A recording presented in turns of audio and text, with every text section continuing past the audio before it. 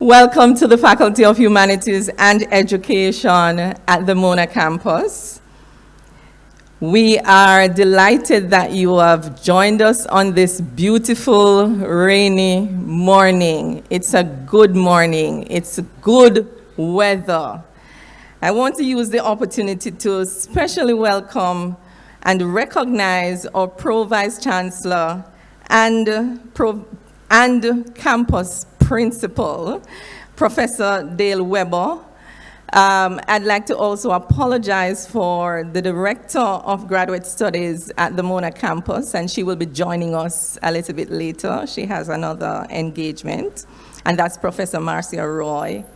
To heads of departments, students, lecturers, administrators, visitors to the campus, library representatives, good morning and welcome. Those online and those in the room, we really appreciate your presence with us this morning. The Faculty of Humanities and Education at the University of the West Indies Mona campus encompasses a variety of disciplines that are critical, and we consider them to be crucial for understanding self, society, and our existence as people, and in particular, those of us who reside within the Caribbean. This symposium, being held under the theme, Rooted, Ready, and Rising through Research in Humanities and Education, is the second symposium being hosted by the faculty to showcase what we consider to be some of the published and ongoing research by staff and graduate students. As the University of the West Indies celebrates 75 years of existence, we thought it was fitting to borrow from the main theme, Rooted, Ready, Rising, to demonstrate that the Faculty of Humanities and Education is indeed rooted, ready, and rising through the pursuance of research in the humanities and education. Our theme, Rooted, Ready, and Rising through Research in Humanities and Education, is a reminder to ourselves, firstly, and to others, secondly, that we are a creative and resilient faculty committed to the university's research mandate.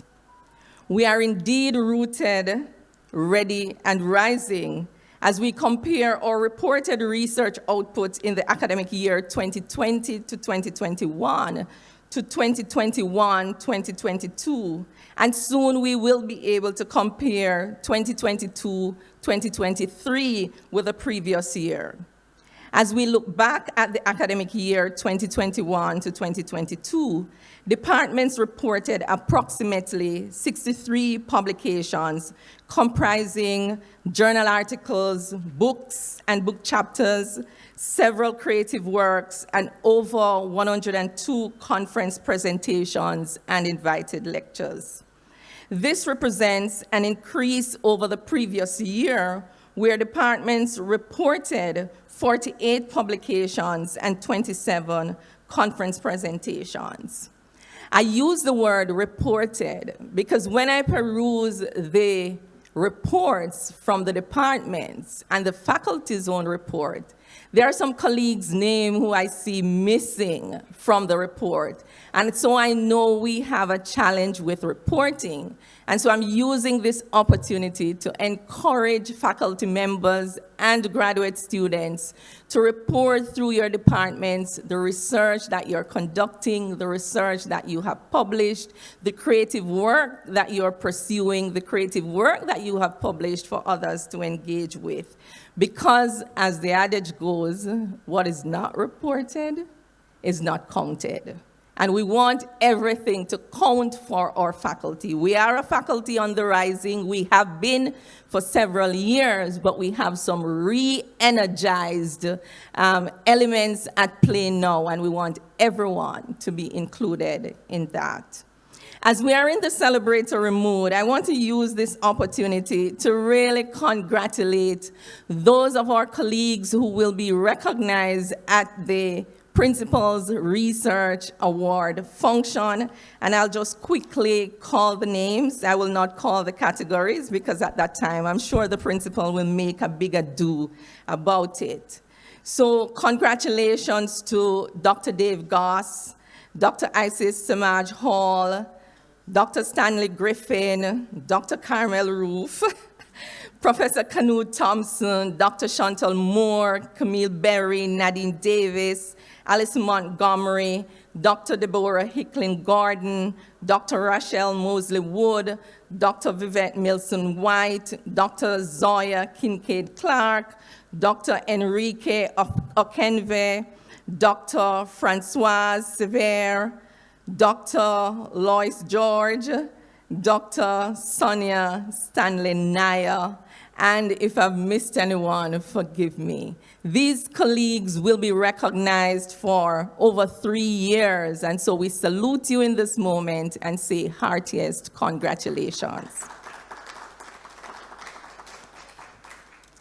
Today, as part of this symposium, we're also launching the Faculty of Humanities and Education's Research Index. And this is the first for the faculty. So again, we are indeed rising to new heights. The Research Index further draws our attention to knowing what research staff and graduate students are pursuing, and also provides easy access. So we're hoping that this will be hosted on the website so that it will be easily accessible. Happening alongside the symposium is one other means of showcasing the research in the faculty, and that is a small-scale photo voice research exhibition that is happening in the School of Education building, SLT 4. We encourage all of you who are physically on campus to stop by, and those online, we will showcase up to about 3 o'clock, so you can still make it to the campus. This reflects work produced by our colleague lecturers and graduate students. So colleagues, friends, visitors, welcome to the FHE Research Symposium dedicated to showcasing research in the Faculty of Humanities and Education. At this time, I now invite Dr. Stanley Naya to the podium, and Dr. Stanley Naya is the Deputy Dean for Marketing and Resource Mobilization, and she will share briefly with us the research strategy that we have launched and have been on a trajectory to ensuring that everyone, academic, technical, students, everybody is on board. Dr. Stanley Naya.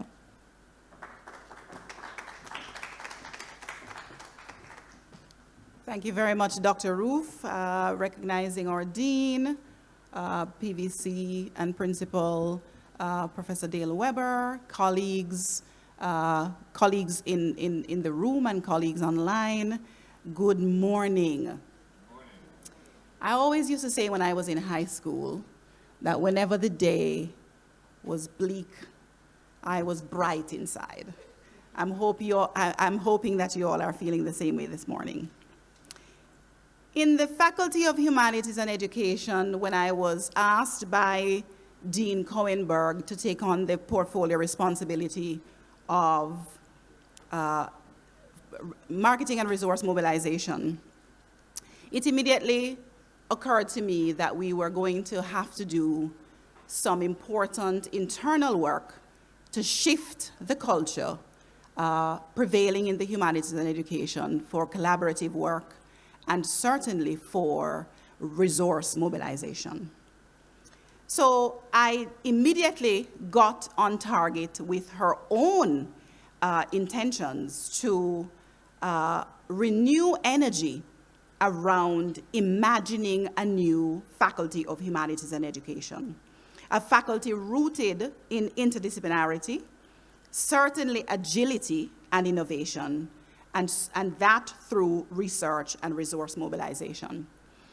Then it came clear to me that resource mobilization, depending so much on research and collaboration, had implications for how it is we would structure and develop graduate studies and research. So a formidable partnership was developed, and portfolio responsibilities around marketing and resource mobilization and graduate studies and research blended in order to produce some of the very things that we are witnessing today.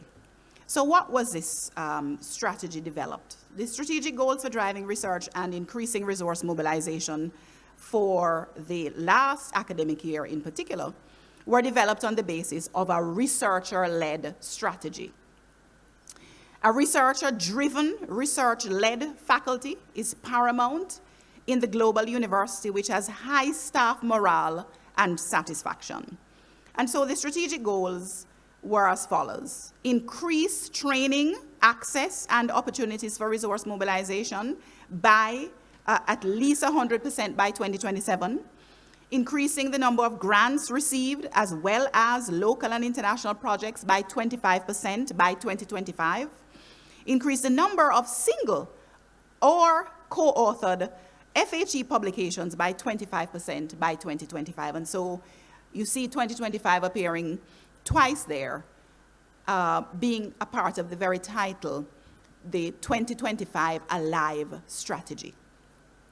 And so we began in January, following consultations with the PVC for Graduate Studies and Research, heads of department, the dean, and of course, in keeping with the collaborative effort across the portfolio responsibilities, a strategy to involve academics in the faculty.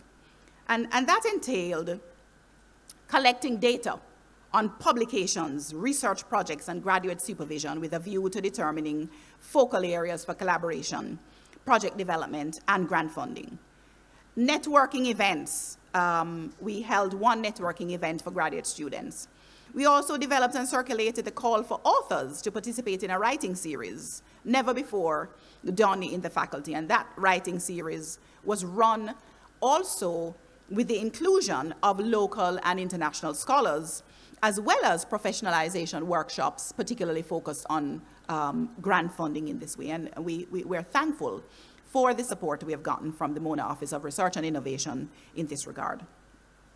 So what you have here today is the culmination, the second annual Faculty of Humanities and Education Research Symposium, where we're showcasing the research. And you heard from Dr. Roof the ways in which we are already beginning to track year by year the increase in the faculty's output, not only for publications, but that will have implications for how we involve our graduate students in research, develop research clusters or research teams, and certainly implications for resource mobilization. So we're rebuilding, and in some cases, building that structure for mobilization of resources, building research, and the faculty's output.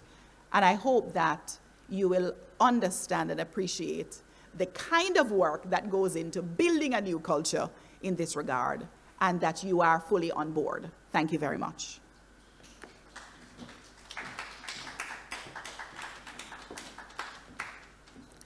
Thank you, Dr. Stanley Nayo. One of the things we normally do is see the output, but we don't usually see the process. And any change really requires us engaging ourselves first and then engaging others.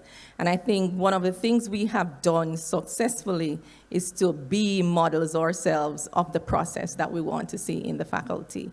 So there goes my partner. All right, at this time, we will hear from two professors. Firstly, we will hear from Professor Dale Weber, Pro Vice Chancellor and Principal of the Mona campus. And I'm sure there are times when you come to us and you prefer to just sit and listen, but we love to work you. And we're happy to hear from you as well.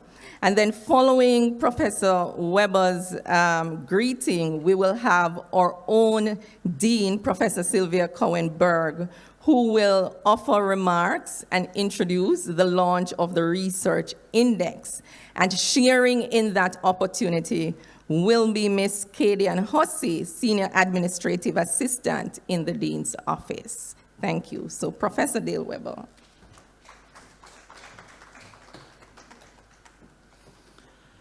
Thank you very much, Dr. Roof, Dean Coenberg, Professor Roy, who I think is joining us soon, Dr. Stanley Nair. I took a few notes as you were mentioning there. Colleagues, members of staff, students, staff, and our faculty members here, as well as those online, graduate students, undergraduate students, if there's still some around. Good morning to you all. I'm pleased to be here and bring greetings in my capacity as Pro Vice Chancellor and Principal of the Mona campus. Why? Because this faculty actually is the manifestation of the change that we need to see across the entire campus. Why? This faculty has picked itself up by the bootstraps.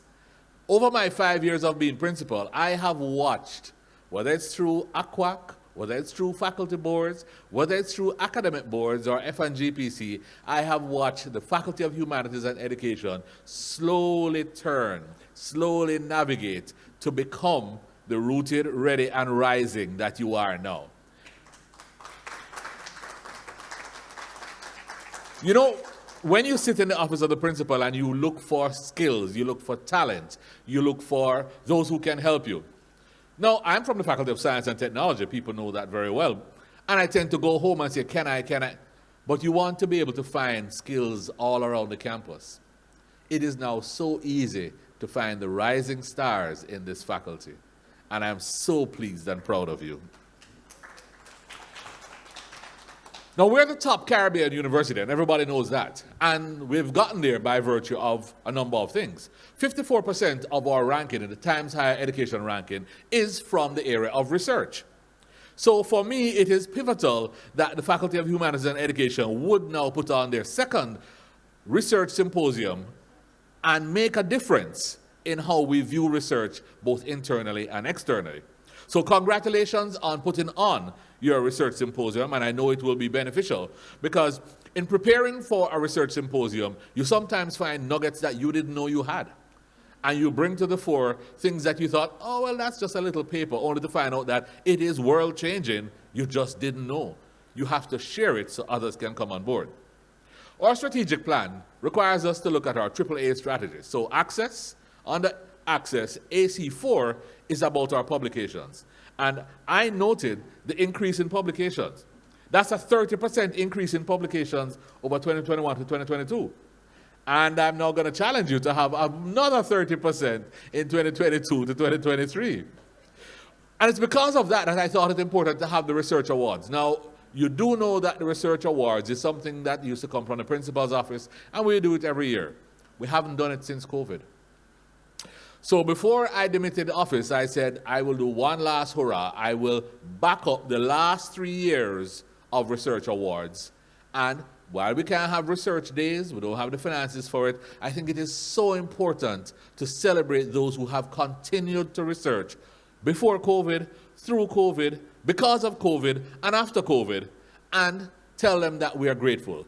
They have done excellent publications, they've done excellent bits of research, and I think we should be celebrating them. And I look forward. In fact, we were just this morning meeting to set the date, which I don't want to put it out there yet, but book the second week of July for that function where we will have that celebration.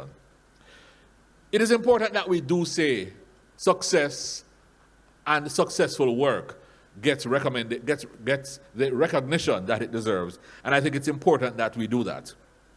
For me, added to that is what I hear, and I'm very keen to see this research index, because your dean and I have had many discussions, I almost call them battles, many discussions in trying to find out how do you position, again, the bias I have as a scientist, I had to shed when I became principal. And I kept asking, so where's the humanities index?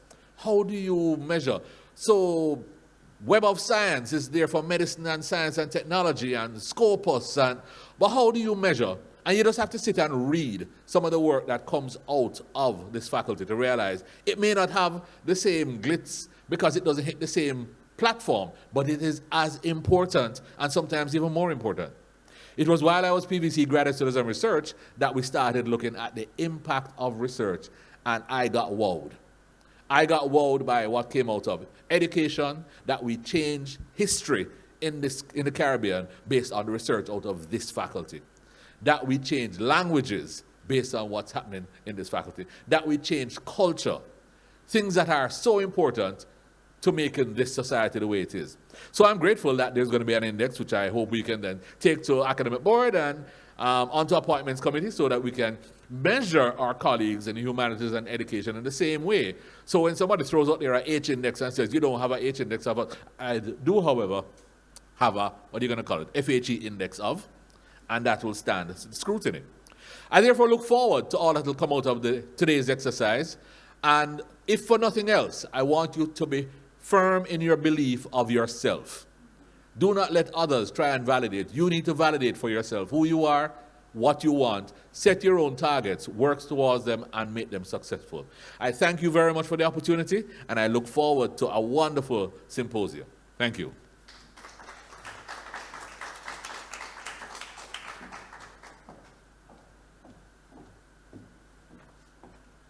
Good morning, all. Rooted, ready, and rising through research in humanities and education.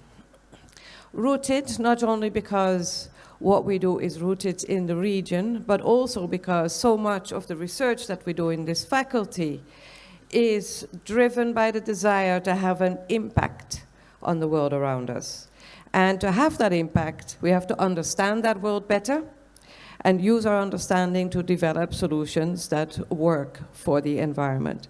This is the type of research which has positioned the University of the West Indies as an activist university with a mission to, and I'm drawing here on the UE stated mission, to advance learning, create knowledge, and foster innovation for the positive transformation of the Caribbean and the wider world. Scholars in this faculty have contributed significantly to this mission, as the campus principal just noted. Rising, I'm going to come back to ready. Rising because while doing this, we submit the insights derived from our work to the scrutiny of our global peers by publishing with internationally recognized journals, book publishers, and other platforms. In the index that we are launching today, which spans 2 academic years, 2019-2020, and 2020-21, we have documented the publication of 9 authored books, 5 edited books, 34 book chapters, 65 journal articles. That's a total of more than 100 publications that are peer-refereed, plus almost 20 other types of publications, plus, of course, the PhD dissertations that were examined and were awarded a degree over that period. So rising in terms of our research output and our global recognition. As we know, University of the West Indies has been extraordinarily successful in submitting research to global scrutiny because it is, as the campus principal pointed out, what propelled us into the top 600 best universities in the world and within the top 1% of Latin American finest in the Times Higher Education Index. Now, what's the ready about? In our disparate fields of academic inquiry, we often know more of the work of our global peers halfway across the world than we do of the work of those next door. This first index of research in the Faculty of Humanities and Education at UWI-MONA recognizes the importance of visibility and is intended to enhance it, especially to our peers within the institution. In the spirit of UWI at 75, an activist institution where teaching is informed by cutting-edge research rooted in the region, this faculty thus submits its work for scrutiny by colleagues and the public at large in the expectation to contribute even more to the UWI's distinction as the #1 Caribbean university. To end, research does not count until it is visible. This is one way of enhancing visibility. At this point, I would like to invite Ms. Kadian Hussey, who has had sleepless nights over the past few months putting together this index of research, this first index of research. As we know, when it's a first, it's always the hardest. And so we expect that this work is going to be made easier as we repeat it over the coming years, because this is not intended to be a one-shot deal. And I'm going to invite Kadian to actually explain some of the process to us and then demonstrate the index. Thank you.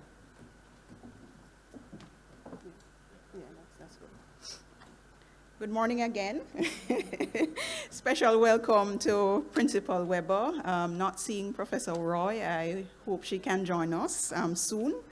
I have the pleasure this morning of giving you a sneak peek of our research index that we have created so lovingly. The research has been presented under 5 main categories. Refereed publications. This was further subdivided in 3 categories: books, authored and edited, book chapters, and journal articles. The second section is presented under 3 categories: non-refereed publications / scholarly outputs, creative works, ICT and multimedia, and of course our PhD dissertations. As we thought it important to include our PhD graduate research, as this is a crucial part of the university's research strategy.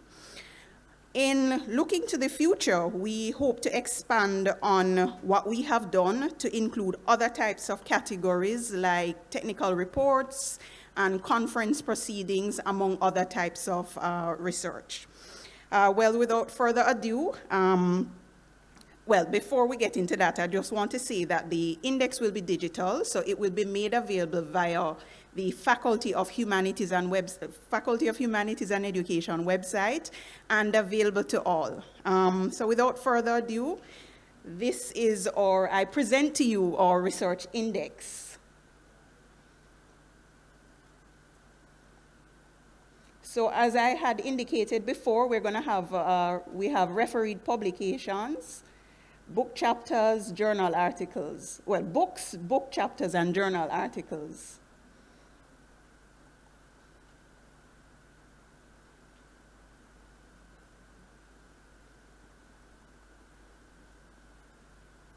So here, we wanted to include a cover of the books, or a pictorial representation of the cover. You have the title, the author, and you have the publication information. And we also wanted to include a live link to the publication so that persons, sorry. Yes, so the live link works so that persons can easily click and see further information on the book, or where to purchase the book, or where to find the article in the case of our journal articles. So here we have our books, and further down we have our book chapters.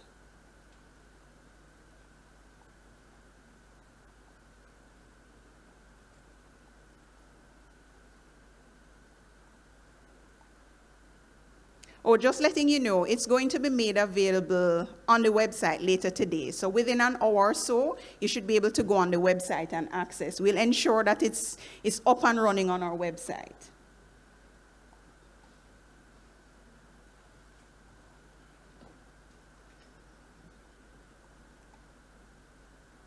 Then we have a long list of journal articles. Let me go through that quickly so we can get to the other sections.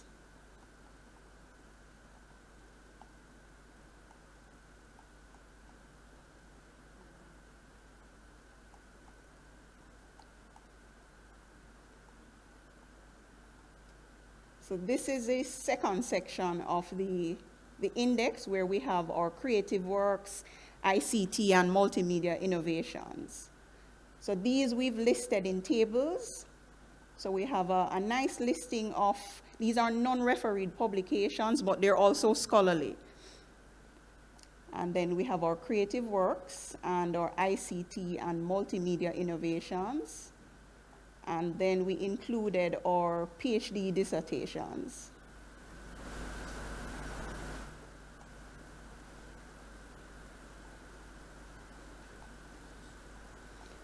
All right, so as indicated before, we invite you to go on the website and peruse the index. And as I said before as well, we're hoping to expand on this in the near future.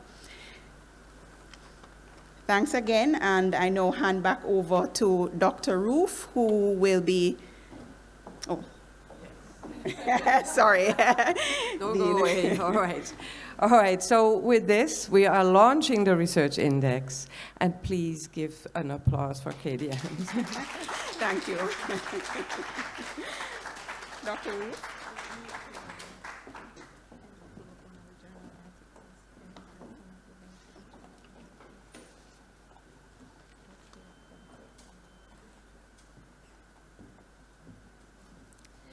Indeed, a labor of love.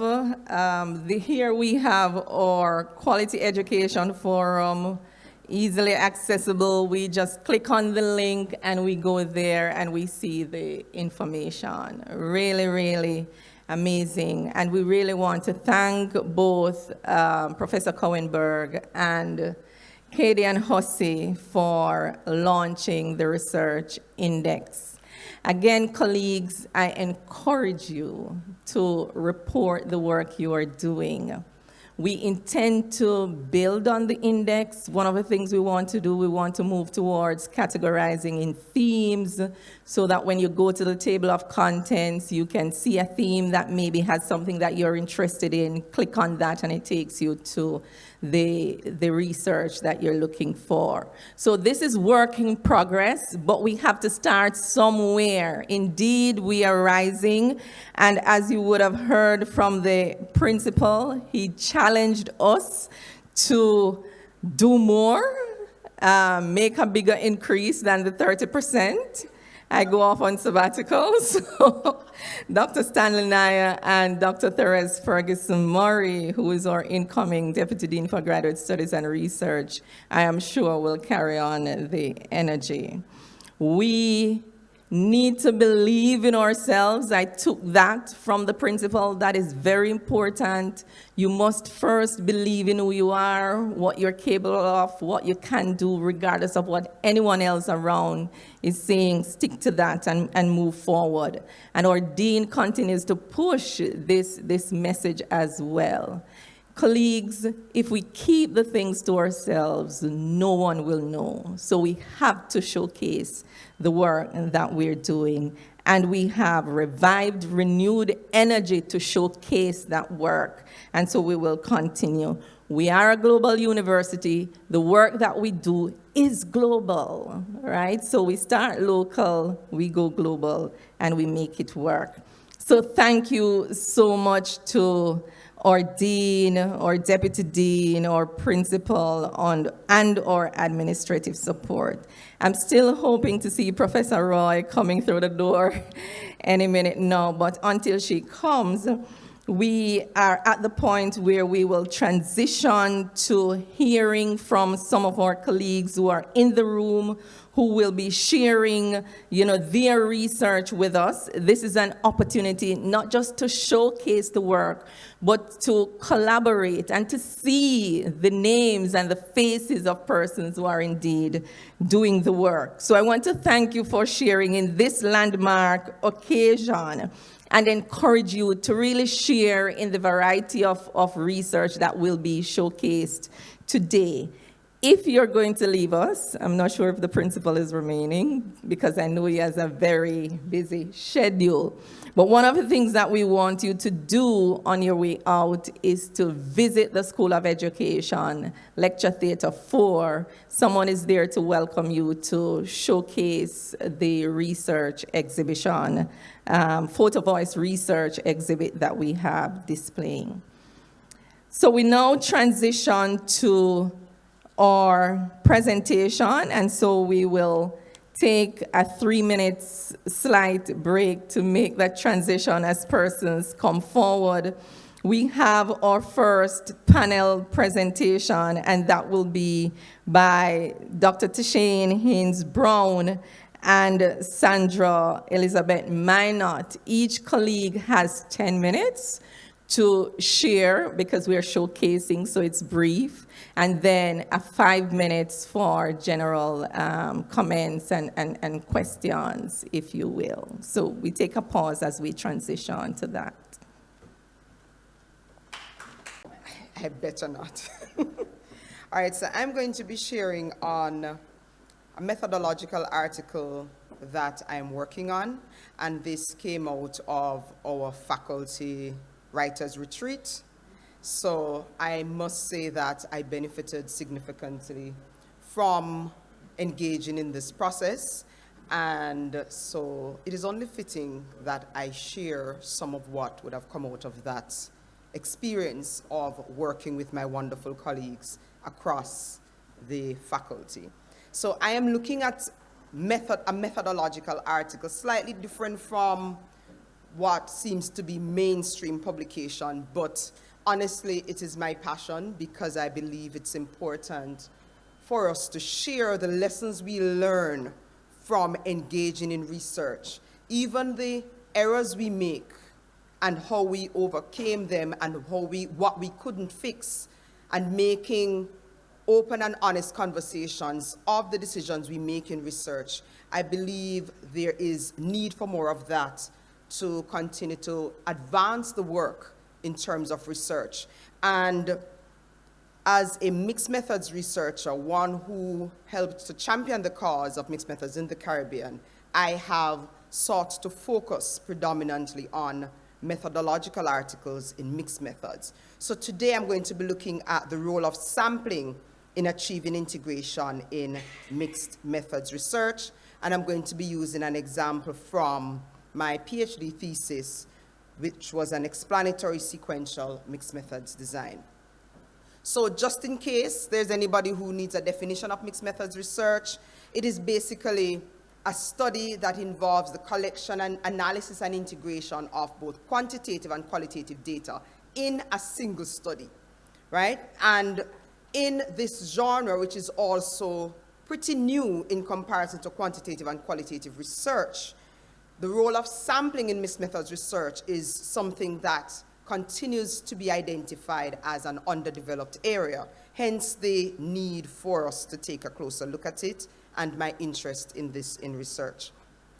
Sampling, as we know it, is defined as a process of selecting subsets of elements from a population by means of random or purposive techniques. And in the mixed methods realm, it becomes even more complicated because you have to be able to sample both quantitatively and qualitatively and be knowledgeable of the rules governing both. So some persons might see sampling as, straightforward, why give any attention to it? But in mixed methods, I think the most potent statement from me coming from Obubuze pointed out that if the sampling design is inappropriate, then any subsequent interpretations we make will lack legitimation. So the trustworthiness is out the door, the authenticity, transferability, dependability, everything is out the door, right? So no matter how wonderful your survey was designed, how good your questionnaire is, without solid decisions in the sampling strategy, we are in for great disappointment at the end. And so it is from that perspective that I believe we should share what we learn about sampling. So what are the objectives of the presentation? I'm going to look briefly at illustrating the process involved in sampling in an explanatory sequential mixed method study, and I'm going to examine how those decisions that I took in sampling in the quantitative phase would have served as an important tool for designing the qualitative phase of this study. So quickly, overview of the study. The title was Exploring How Beliefs Shape the Use of Technology Among Jamaican Secondary School Teachers. I received ethical approval, and I sampled 248 teachers in this study across secondary schools, right? So phase one would have been in the explanatory design, a quantitative data collection and analysis, and then you would connect the qualitative phase to that quantitative phase through the sampling design, right? And then I moved on to a case study design. Now, my case study design was mixed methods as well, because it included the collection and analysis of both quantitative and qualitative data in that second phase, and then I would have integrated the results across the two databases in the final phase of the study. So this essentially is what the study process would have looked like. Generally speaking, what were the objectives of this study? The quantitative phase, I started out trying to get a sense of the significance of the variable belief in accounting for differences in how teachers use technology across the secondary schools. And I also wanted to find out, was there any alignment between the teachers' beliefs about teaching and technology and how they actually used it? So is it that if you have teacher-centered beliefs, would I see similar teacher-centered reports of how you used technology? And if you had learner-centered beliefs, would your use of technology equally reflect those learner-centered beliefs, right? So that's what I set out to accomplish with the quantitative. With the qualitative phase, I wanted to get a greater sense of depth of information on how the beliefs would have informed the teachers' decisions in using technology. For the quantitative phase, data collection was basically questionnaire, and I analyzed using path analysis to explore the significance of beliefs, and grouping syntax analysis to explore the alignment between the beliefs and use of technology. Qualitatively, I had in that case study phase semi-structured interviews, I had lesson observations over a year, I had quantitative observation checklists, qualitative field notes, video recordings of the teachers' lessons that were shared with them and utilized for video elicitation interviews where teachers would pause the videos, show me the points in their lessons where they felt their beliefs were most potently reflected, explain the decisions and actions through those video elicitation interviews. So this was how the study would have been conducted and why I would have done it in this way. So let's start to look at the sampling and how I had to rationalize it, the decisions I made, the challenges I encountered, right? So the population at the time would have been persons, teachers and schools participating in the Microsoft Certified Educator Program, and this was being implemented in 28 secondary schools across 14 parishes. Now, being a single researcher, I also needed to make decisions about would I look at random sampling across the 28 schools regardless of parish, or do I narrow my focus a little bit more? So when I looked at the data, I recognized that Kingston, St. Andrew, and St. Catherine had all three school types, and the bulk of the participating schools came from these three parishes.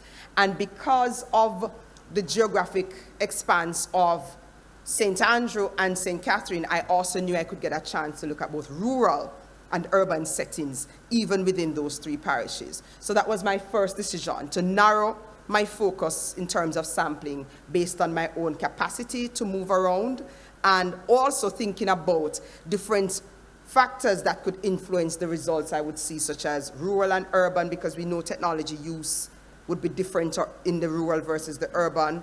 I wanted to look at the three school types, which research in the local context would have shown us that technical high schools versus upgraded high schools versus traditional high schools, there are some differences, not only in terms of resources, but the mindset, the collective mindset, the population of students they get, the qualification of teachers. There are variations even in the infrastructure in these places. And so I wanted to ensure that through the data I collected, I would get a sense of the lay of the land, right, for all the different factors.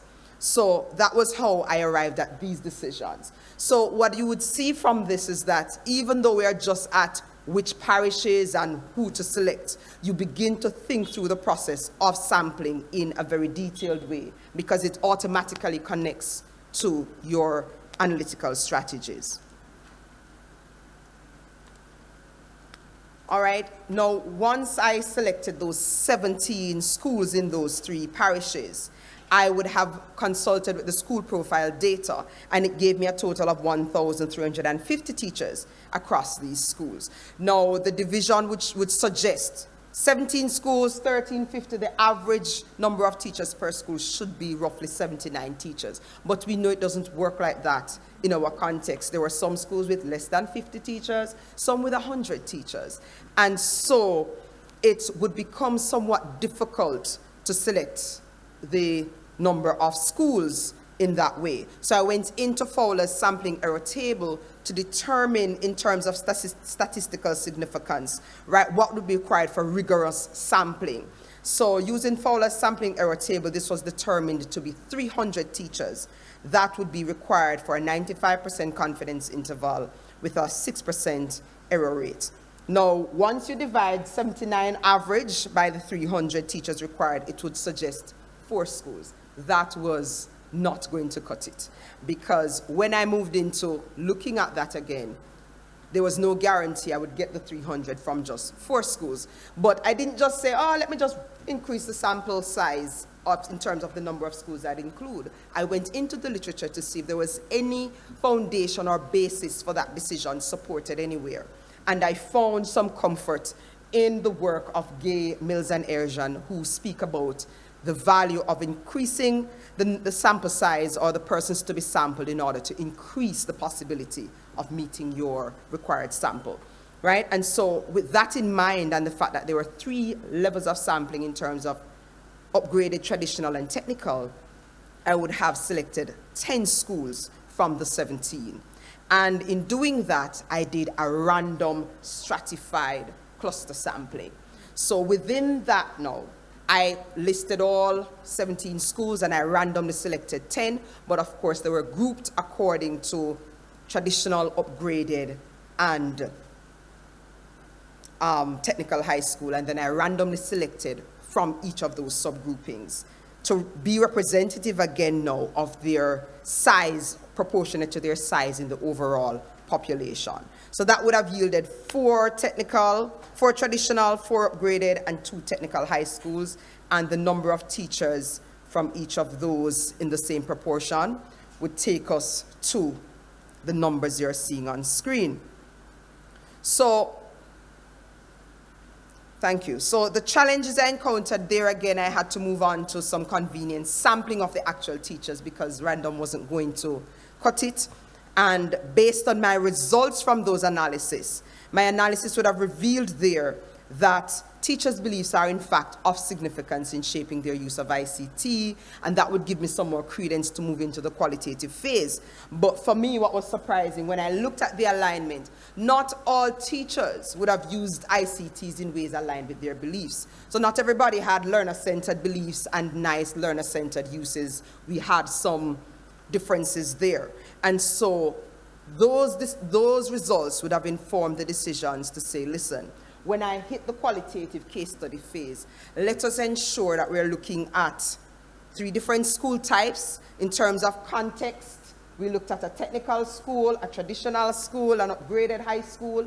Within each of those, you would see differences in terms of resources available.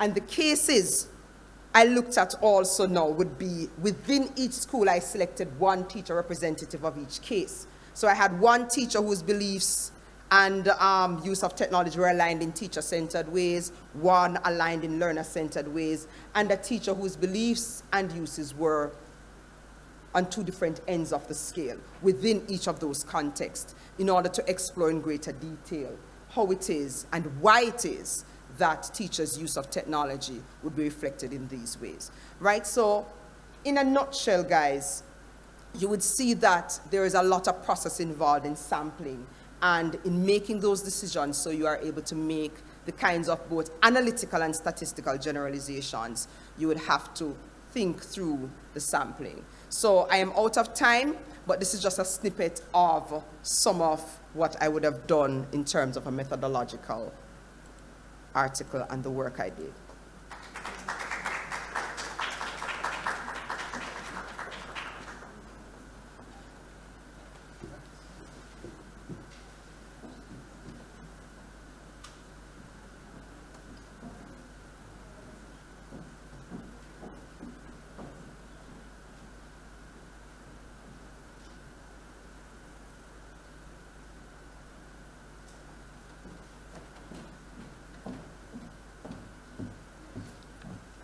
All right, our next speaker was supposed to be Sandra Minot, and like with the rain, all kinds of emergencies are happening.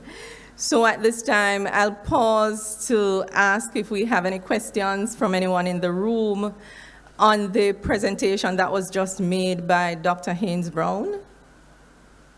None online, okay. Dr. George has a question. Wait for the microphone, Dr. George.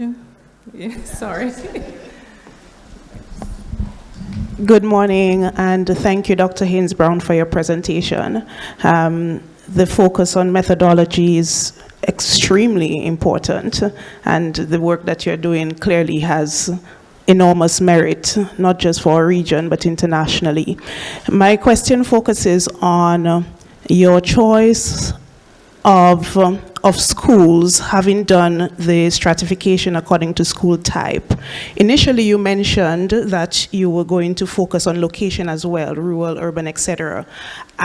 It seemed to have fallen by the wayside because I didn't see how it was integrated going forward in as evident a way as I saw your school type showing up. So can you just talk me through that process? Right, so Thank you. I was able to, thanks for that question, Lois. I was able to within that also look at the schools that were rural, and I was able to select, I think I had 3 rural schools, right? One of them, only the line phone worked in that region, and I was shocked because, you know, everybody has digital, but that sampling decision also had to be made. In listing the schools, I had to, within each of those, identify the rural schools as well. So when I'm doing my random sampling and that listing, I had to, within each of those groups, have, so if there were 5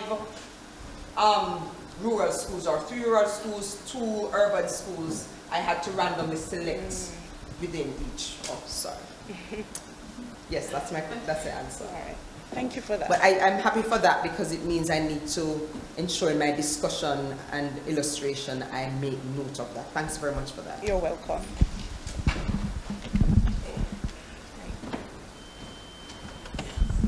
Yes, thank you very much for a very interesting presentation. Just to clear something if I misunderstood, based on your premise about the importance of sampling, I noticed you had a figure of 248. Yes. Right. Now, how did you originally arrive at 248? It was 300 actually, using Fowler's sampling error table. So no, I think before that, in the the early part, 248 would be the response rate. Those are the persons who responded. From the 300, responded from. Yes. Oh, okay, so it's like, okay, all right. I just thought that you had worked it out that you got 248 based on the sampling purpose. No. But those people who actually responded. People who actually responded. Okay. Thank you, Dr. Haynes Brown. Thank you, Dr. George and Dr. Goss, for those 2 questions. I think this presentation is really instructive for our students, both at the undergraduate and graduate levels. We tend to see, you know, projects just saying a sampling method, but not explaining the rationale for that method and how you arrive at choosing that. So that was quite useful. We're going to now have sharing briefly with us our Professor Marcia Roy. She doesn't like me to call her Professor Marcia, but she has earned that title. She's very supportive, and she's the Director of Graduate Studies and Research here at the Mona campus. So let's welcome her to the podium to bring greetings.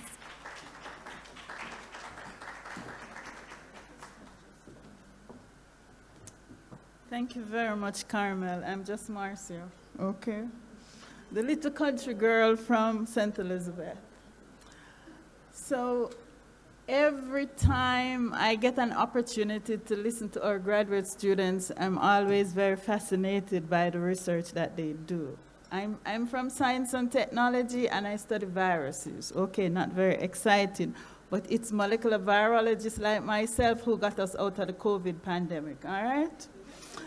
But a week and a half ago, we were at the 3-minute thesis competition where PhD students have to present their PhD thesis in 3 minutes. And there was one candidate from your faculty that was talking about road blocking. And I was fascinated because, Sonia, at first I thought, blockchain, road blocking. I hadn't heard that word before. And then I realized it's roadblock. I am still fascinated by the idea of doing a PhD thesis on the history of road blocking and why we do it. Okay? So you're fascinated by how we sequence DNA, but I am fascinated. And she was excellent. I would have listened to her again. A PhD thesis on road blocking. And a few months ago, when I was a new director, Professor Antoine, who was a PVC for graduate studies at the time, she wanted some students who had gotten high commendation to make presentations to Mona TV and talk about their research. So I was looking through the list of research topics, okay? And this is the next one that fascinates me from your faculty. Somebody was talking about the male guinea tree, okay? Research on the male guinea tree. And I went and I found the thesis because we have a male guinea tree right outside the veranda and it don't have no purpose, okay? Because it don't bear no guinea. But what the person was doing research is about the Jamaican men who don't produce children and comparing it to the male guinea tree.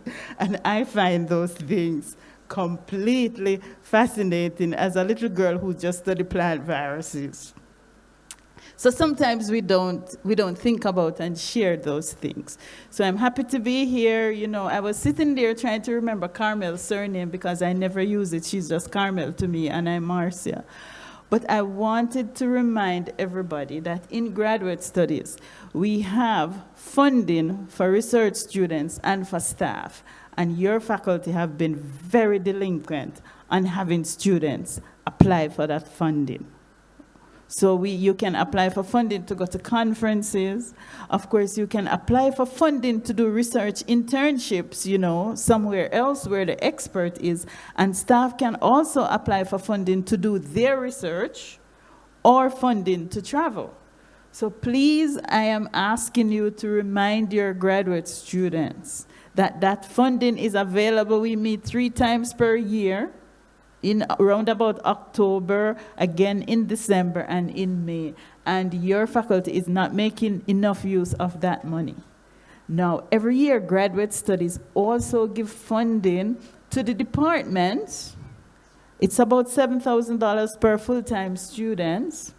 And we had a student the other day who needed some funding to go. And when I called the bursary, some departments haven't used their departmental allocation at all. So this is for the department to use for their graduate students at your discretion. So every head should call Joan Beecher in the bursary and find out how much funding is there from the department allocation, because the bursary keeps it for a few years, and if you don't use it, then you lose it. So I'm just reminding you of that. Once you've used the funds, just send us a note and tell us what you use it for, and the next year you get some money. But nobody's using it now, so this year you didn't get any money. But you did last year and a few years before that, okay? So just remember that those resources are there to help your students.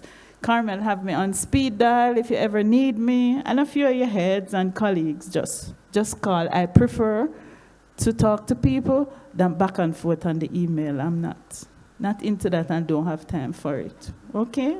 And when you have a conversation, it just solves the problem right then and there, and you don't have to copy Tom, Dick, and Harry, okay? So I'm that kind of person, so Carmel can share my number with anybody who needs it, and we just talk out what the problems are and solve it. Thank you very much. That's what I have to say. Thank you for coming and sharing with us. Of course, on the Mona campus, we have her very busy, so she has 1,000,001 things happening at the same time, but also very responsive, as you would have heard. Students, staff, please make use of the opportunity to apply for the funding. You are encouraged, and you have a director who is looking out for persons from the FHE. One of the other things I would like to say is that as we move forward in the faculty, we're trying to break down this barrier between academic staff and administrative staff and technical staff and students, right? We are all trying to be more accessible to each other, regardless of the 1,000,001 things we have doing at the same time. We want all of us to achieve success, not just some of us. So at this time, I'm going to hand over to Dr. Stanley Nair to introduce the next panel. But before she does that, I really want to say, please stick to the 10 minutes. And I have Mrs. McGowan Hunter, who is now keeping time over there. Yes, she just raised her hand, to give attention to the 10 minutes. So Dr. Haynes Brown, you would have got away because you were the first. And I have to be to and fro sometimes, so I have to delegate. So thank you so much. Dr. Stanley now.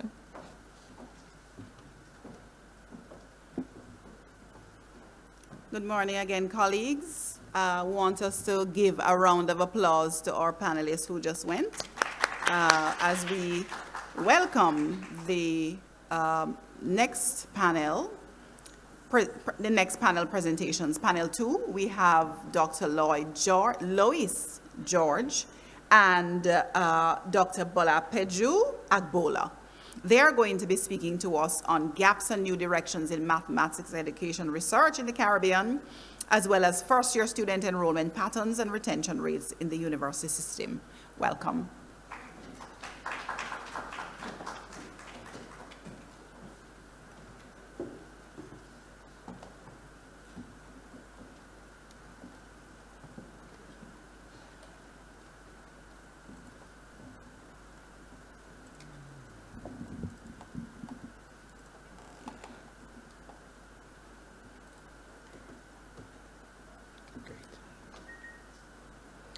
Good morning, colleagues. I'm Lois George. I'm a lecturer in the School of Education in Mathematics Education.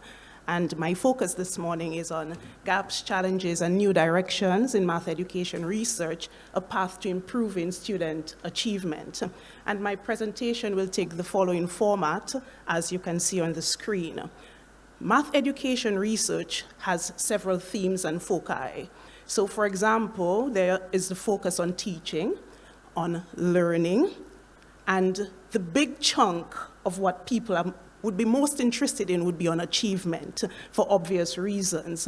This presentation this morning focuses on a particular aspect of achievement, which is on the gendered patterns of math achievement. And there has been quite a bit of focus on gender for the disparity issues, because if we have kids, for example, performing differently, there are inequality issues that we should address, and they are important. So my research and that of colleagues in this dimension, we stand on the shoulder of giants like Miller 1991, who talks about a clear, consistent trend in research focusing and prioritizing girls as having, superior performance to boys. And he makes a very interesting assertion in 1991, which is about 30 years ago, that this data is clear-cut, and what is missing would be just how do we account for it? As a researcher, the question we ask is it really clear-cut, and for whom? So Delisle out of Trinidad, he comes into play and does a lot of important work on this area, and he talks about the patterns of gendered performance being nuanced. It's region-specific, and it is variegated, meaning that we are seeing different patterns in different places and for different people. Bailey 2010, who also does quite a bit of, did quite a bit of extensive work in different countries in the region, also found that there was a difference across islands, and that, very importantly, that particular achievement wasn't generalizable across the different territories. So this takes us to a particular research gap, which is important and that I really spend a lot of time on, is that the math education research, not just gendered achievement patterns, etc., only involved a few islands in our region. And therefore, our portrait of achievement is incomplete, and that's problematic. Many of the studies are small scale. Many of them use only a particular methodology, quantitative research. So therefore, our colleague from Trinidad, Jackman, he is suggesting that we need to use different types of methodologies and designs, because the issues that we are actually studying, they are multidimensional, and therefore they need greater focus. Another particular gap in the Caribbean research is that most of the studies, they do not report effect sizes, so that means you are not getting information about practical significance. You do not know the size of the gaps, and therefore, for educational policies on which our research is based, we do not have the power, and we do not have the impact. So therefore, while we focus a lot on statistical significance, which is great, we need to, again, move in a direction where we report both. Another aspect of the gap focuses on the distribution, and most of our research focuses just on that center, our average student. But the entire distribution warrants focus, including the tails, which take into account our high achievers and low achieving students. And this is a particular aspect that no research so far in the Caribbean has really focused on. And also using other measures like gender ratios. So some of the challenges that we continue to face would be data unavailability. Getting large-scale data at a grain size that you can do different types of analysis, it's an uphill climb, for want of a better word. Ministries do not want to release their data, examining boards, etc. And the World Bank, as well as we as researchers, we have recognized this as a key problem. If we do not have the data to interrogate, then we do not know what is going on. Another issue is we just have very few researchers in math education research. While you might find people in education and who are educators, but in terms of the researchers across the region that you know by name, these are the people, there are very few of those. And finally, research has a very low priority in terms of driving policy and practice. I'm not sure about other fields, but for math education for sure, we are not being asked, what is the research saying to drive our decision making, which is really problematic if you are thinking about using scarce resources. And we all have scarce resources in the Caribbean. So the question is, how do we make better use of this? So I'm focusing on just one particular study as opposed to two that I talked about in my abstract because of the 10-minute dilemma. And my research, really it involves two islands, and these islands have not been in the forefront of research at all in the Caribbean where math education research is concerned and gendered patterns of achievement, and that's Barbados and Dominica. By the way, I come from Dominica, so therefore I have a particular passion for extending the research into there, and this is a collaborative effort across the region. Colleagues from KVille, Mona, and CXC. So again, we are not just staying in the research space of the university. We want to know what our examining bodies are saying. We want to reach out to ministry officials. We want to reach out to the public to really bridge the gap in terms of what research can do and will do. So this research involves primary school children in grade 6, and we use population data. We were absolutely fortunate to get 6 years of data with student scores.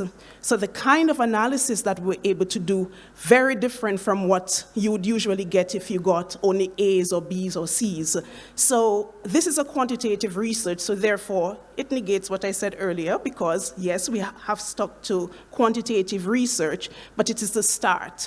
we have also included in effect sizes as well as focusing on ratios and the entire distribution, not just a particular part. So in terms of the future research, the focus would, of course, deal with all of the gaps that I mentioned before. But in addition to this, we need research that investigates the link between math achievement and affective domains. Math anxiety, math attitudes, beliefs, self-efficacy, very much needed. And this is part of the work that I do. Yeah, man. And this is part of the work that I do. And we have a paper, one of my graduate students and I, we have submitted. So we continue to push that boundary in terms of really exploring things that we need to know about, because we know the affective dimension really affects how students learn.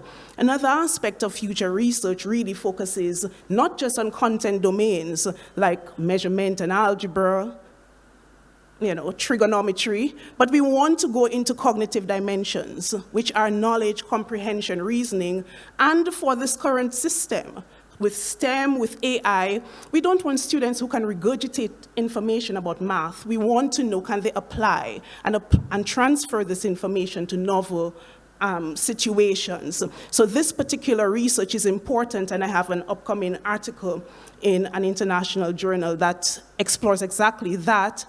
Large scale, 10 years of data, Jamaica, over what I think about many thousands and thousands and thousands of students. And we need this type of research because it drives your policy. So in terms of conclusion, in my last minute and 3 seconds, I will continue to reiterate. People who know me find this very funny because they know that's me. Diversity is important. Yes, our focus, yes, we need large scale, but we also need small scale studies. So the action research, local research in terms of what's happening, diversity in terms of methodologies and designs. And these collectively would drive impact, because right now, if I'm honest, we are not having the kind of impact that we want to. And therefore, my goal is to use the findings from the research to now say to our ministries of education and to say to whether our funders, et cetera, that these are some of the decisions that you should make, and these are the reasons why. And finally, resource allocations. We need some money to do it. So thank you so much. Thank you for listening, and here are my references. Yeah, 0 seconds. Thank you, guys. We are standing on the existing protocol. I want to greet everyone. Welcome to this section. I will be speaking on first-year student enrollments, patterns and retention rates in the university system, using analytic admission model approach to sustainable higher education in Jamaica. I'll send the keyboard.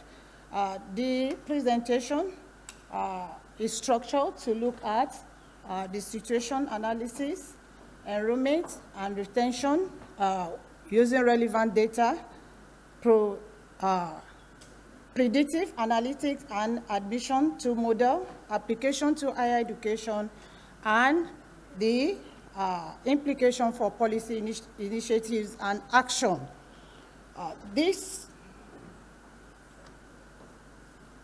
study is an outcome of my experience in Nigeria, managing both undergraduate and postgraduate students, reports, and keeping their record, and with the vision that I met at UWI of enlarging access and looking at the financial situation and the incoming trend of using artificial intelligence, I discovered that most institutions focus their attention on the enrollment and admission policies and processes, while the retention part of the student is often neglected.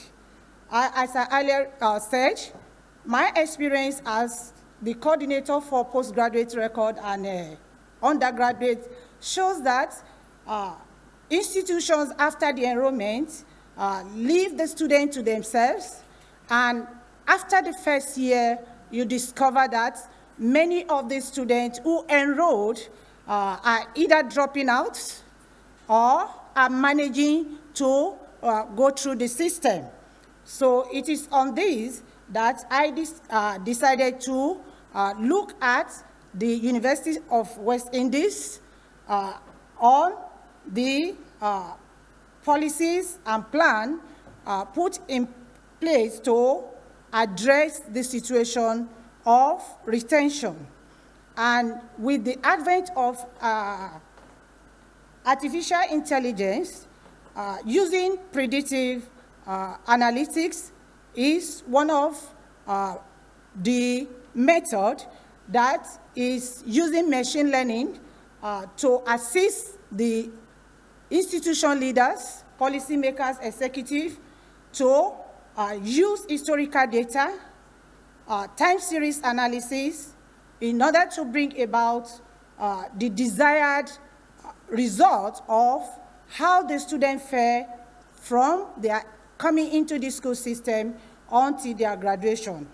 When we look at the slide, we discover that sustainability of educational system growth globally depend on the following indicator: healthy enrollment, expanded participation of diverse clients, a quality pool of faculty, a robust funding model, the retention of the students until they graduate, and creating a viral economy through quality education delivery. So over time, and in recent time after the experience of COVID, it has been ascertained that pressure is mounting on many institutions to come up with strategies that support student success from the time of enrollment through graduation without compromising the academic and the quality standard. Situation analysis, as reported by data, shows that the University of West Indies has just 1% of international student enrollment, and there is gender disparity as to enrollment in the university. This is the data that is collected from MINT, and it shows across the faculties and schools the number of applicants offered, admission accepted, and undergraduate degrees and diploma. You see those colored shows that despite that thousands apply for UE admission, just a little fractions are actually enrolled in the first year program. This is a continuation from year to year enrollment. We can see that there is decline across the year from 2016-17 to 2020-21. What are the notable challenges that the university is facing? Include funding gap, weak technology to expand enrollment across the diverse clients, financial crunches because of factors associated with low family economic capacity, and the low economy situation across the globe. So, using the UE data, this study conceptualized that it is the business of the university to provide that atmosphere which is conducive for speculation, experiment, creation, and that atmosphere that prevails with essential freedom to determine who may be admitted to study. And it is the responsibility of the university to continue as academic, economic, and civic engines for excellence and sustainable development. This research, we apply what we call predictive analytics or data analytics and future admission tools a model to investigate the first year enrollment and their retention with the aim to provide the universities and colleges across the Caribbean model to improve student admission, enrollment process, and retention. This is the model for future tools and model initiative. It is based on four based on four distinct cornerstone framework: academic accomplishment, rigor, environmental context, non-academic factor, best admission practices. Okay, this is the model that is defined, and this is what we call predictive analytics, which is time series technique. Student research strategies that is going to look at is 5 ways that university direct their efforts towards retaining students. And this study is done by Wiley University in 2023. This is current, and it begins with advising the students as soon as they enroll. Show students that you are here for them. Engage students on how and what they want. Personalize your support for both face-to-face and online learner, and produce proactive advising. Another aspect of it is that, just as I mentioned, predictive analytics tools are evolving and is being enhanced by the artificial intelligence to provide a robust data and chart a new course for the institution to be proactive in their addressing the situation at hand. Finally, I'm going to be looking at the different way of which this particular study is going to play out in order to produce what we call data for policy initiative. Just as my former presenter mentioned, we may come up with research findings, but policy initiative and implementation mechanism depend on the executives and institution leaders. Thank you.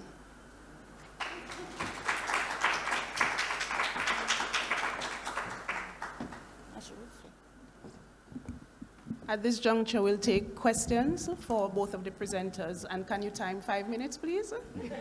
Thank you. Thank you. Just a quick question. I had the mic. I'm interested in, I found your presentation very interesting. But have you sat down with the Ministry of Education here? I mean, to discuss some of your own findings and suggestions. I'd love to know what the response is, because I'm really shocked that we're in a mathematics dilemma, and research which will be driving that is not being funded in that direction. So I'd love to hear their response to your research. This is a really interesting question, and the easy answer is no, I have not as yet. Because I felt as an outsider, I needed to build my research base, and have been doing that. So now the research base is evident, the findings are clear. I believe now it's time for the sit down and the meeting, etc. Because I believe it is really important that we disseminate our research in different places and spaces. So I'm a true academic at heart, I have to confess. I love research, and those kinds of things. Going into a meeting probably with an MOE person, it used to be my thing, but not so much anymore. So I am moving in that direction. So thank you so much for that. This question is on diversity. You noted, Mary, in your research that there's a 1% enrollment of international students. Yeah. Okay, so have you found in the research specific kinds of amenities that international students need, and do we have that there? You know, what accounts for just this 1%? Because they pay a high tuition, so we should really be, targeting them. Thank you. That's what make me to, because it's a process that really bring up my curiosity, knowing that the international students actually are supposed to be the backbone for most institutions, not only UE, across board. So this research is going to look into ways, because I just try to shorten it because it's an ongoing research that we're going to use. I was thinking to use quantitative approach, just using data to establish my findings, but with this discovery and with the presented on mixed method, I am trying to look at the other side where we can actually get in depth the root cause of why we are not attracting international enrollment. Thank you.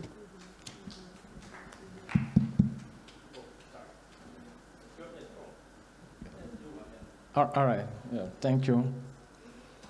I just want to make a few remarks, just an observation. People have spoken. You see, the Bible says that you cannot light a candle and keep it under the desk. You have to let your candle to shine. And this is what we are doing this morning. Good effort. Now, I have 2 questions for each of our presenters. Now, the first one goes to Dr. George. You see, how does mathematics develop? For example, it is often believed that mathematics is about rules. If you are able to grasp and understand the rules, then you know mathematics. Now, but rules somehow are fixed. How do we generate new rules and communicate them to other mathematicians or anybody who wants to know about mathematics in such a way that we can say mathematics actually develop? Thank you, Prof. You all need to stop asking me questions that I really am passionate about, because my doctoral study focused on the development of mathematical understanding in children.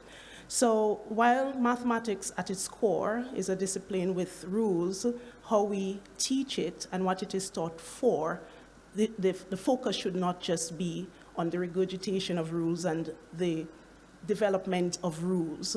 So it is really important that even as we train our teachers, we focus on a transfer of knowledge.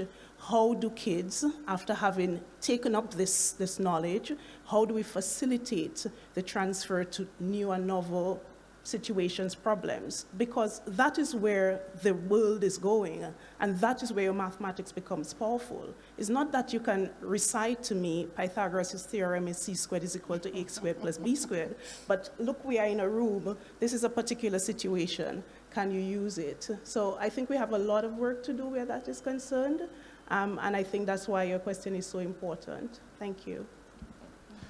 The other question, I'm very sorry that I'm taking much time. Now, yes, you see, we have learned a lot of things from COVID and after COVID in relation to human interaction. We are talking in terms of actually trying to see our students right from admission to graduation. And this requires human interaction, and that is one of the importance of your presentation. You see, because we just observe that when we do online something, students can just come, put their name on online something, and they won't attend classes. And so when it comes to evaluation, we discover that here is a gap, and the idea of human interaction is very important. Thank you. Thank you, Prof. We're trying to put that in as one of the dimensions to ensure that retention initiative is holistic, and it also involves the students themselves, because they will be the one to provide the way forward. Thank you. Thank you.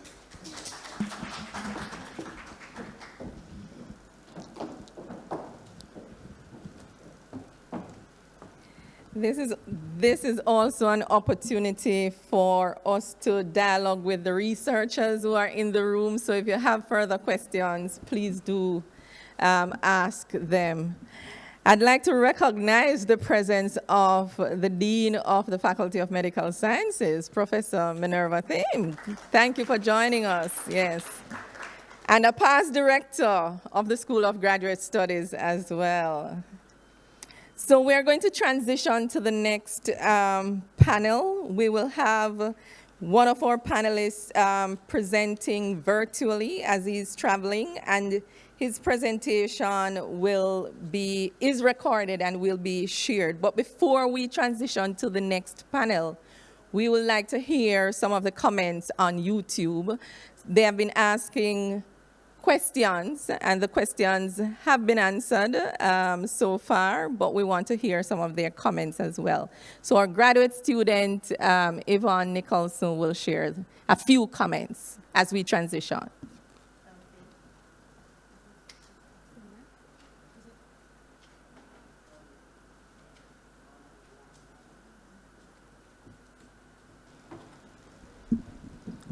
Good morning, everyone, again.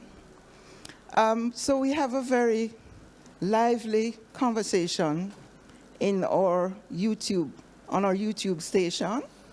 There are currently 35 persons watching. Some of them have some very interesting comments. Some persons are quiet. So quickly, we've had a few from Marion the Scribe, who is congratulating everyone for the work that has been done. Vivette Milson White sends greetings to the principal. Marion again describes the work of FHE as being awesome. And another person, Audrey Ann Porter, congratulates Dr. Roof. Impressive track record of research engagement. Well done, Dr. Carmel and the team. Congratulations, congratulations, congratulations. What can I say? Thank you so much.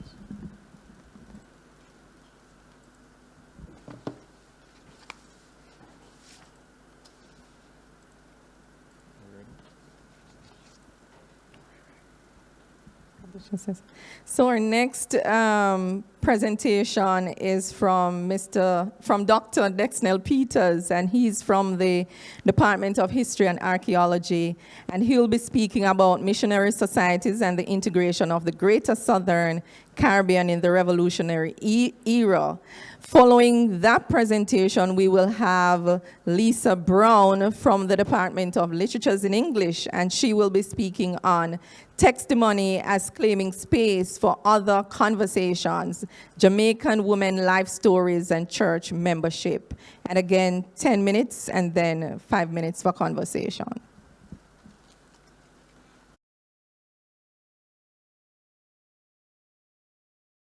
Good morning, everyone. I just want to say a really quick thank you to Dr. Roof and to Dr. Stanley Nair for the FHE Writers Series that they facilitated during the last semester. And that's what has helped me to make progress on this paper, is that context. This paper really considers the role of religion in helping to integrate a sub-region that I just described as the Greater Southern Caribbean. There are many other factors. There's economic, there's political, there's social factors. This is an age of revolution, so there's a lot of disruption with the American, French, and the Haitian Revolution, and also the Spanish-American Wars of Independence during this region. So there are lots of things that caused me to say, there's a kind of new zone of interaction happening here during this time, or reconceived zone of interaction. So I'm going to get into that a little bit more in the paper, but the key thing that I'm focusing on here in the role of religion, and particularly missionaries, is how their kind of mobility and the developing of networks, of strong networks, helped in the facilitation of this new zone of interaction in the late 18th and early 19th centuries. So just to anchor this, because this is going to be looking at crafting it into a journal article, but it's essentially will form a wider, a part of my wider book project. But at the gist of that project is a focus on this greater Southern Caribbean zone of interaction. And it centers in on the island of Trinidad and the territory of Demerara, the colony of Demerara, which is now part of modern-day Guyana. At the gist of this is just to say that these two colonies, Trinidad was Spanish by the eve of the 18th century, late 18th century. Demerara was Dutch. They weren't very substantially populated. Demerara was a bit more populated than Trinidad for sure, but it was only really established in 1746. By the late 18th century, the population of these islands grew dramatically. Like I'm talking about in Trinidad, for example, a couple thousand enslaved persons by the 1780s. By the time we get to the early 19th century, that's grown to about 20,000 or so. And in Demerara, we see an even larger rise in the population. So it's quite substantial amounts of growth that we see happening in the late 18th century. And that's happening as a result of economic displacement. So, things like hurricanes causing economic difficulties. Of course, we know about the impact of the American Revolution and so on. So there's a lot of economic difficulties happening in the late 18th century, and that causes some to move to this new emerging frontier, plantation frontier. The other thing is that Trinidad, which was Spanish, Demerara, which was Dutch, they had immigration schemes that allowed, in the case of Trinidad, for a number of French Caribbean settlers to come in, and in Demerara's case, English settlers, mostly from Barbados. So by the late 18th century, Trinidad was predominantly French and Demerara predominantly English, even though they were still officially Spanish and Dutch. And then, of course, the British come in and take over these two territories, 1796 in Demerara, 1797 in Trinidad. And that, of course, causes much more growth, especially the expansion of the slave trade and so on. But the thing that I argue is that because the dramatic rise of Trinidad and Demerara is hinged on the support of nearby territories, it's helping to integrate the region. So Venezuela, for example, which would have been administering Trinidad essentially, becomes much more closely connected to the French Caribbean. And similarly, the Guyanas, so what we would say, Guyana today, Suriname, French Guyana, and so on, become much more intimately connected to the English-speaking Caribbean. So that's why I kind of make this case for the emergence of a sub-region. So now I'm gonna situate missionaries in this context. But before I go into this, I have to do a bit of a historiographical overview, and I'll be fairly brief. Most works focusing on missionaries in the Caribbean, especially during my period of study, which is the Age of Revolutions, the late 18th, early 19th centuries, have primarily focused on a single Caribbean territory, right? Instead of a more comparative or regional examination. Now, and I have two books in front of you, the first by Mary Turner, the other by Emilia Viotti da Costa. And these are very important works, and they make very important points about the role of missionaries, in particular the role of missionaries in helping with the dismantling of slave societies. And those are points that are particularly salient for the wider British Caribbean during this time.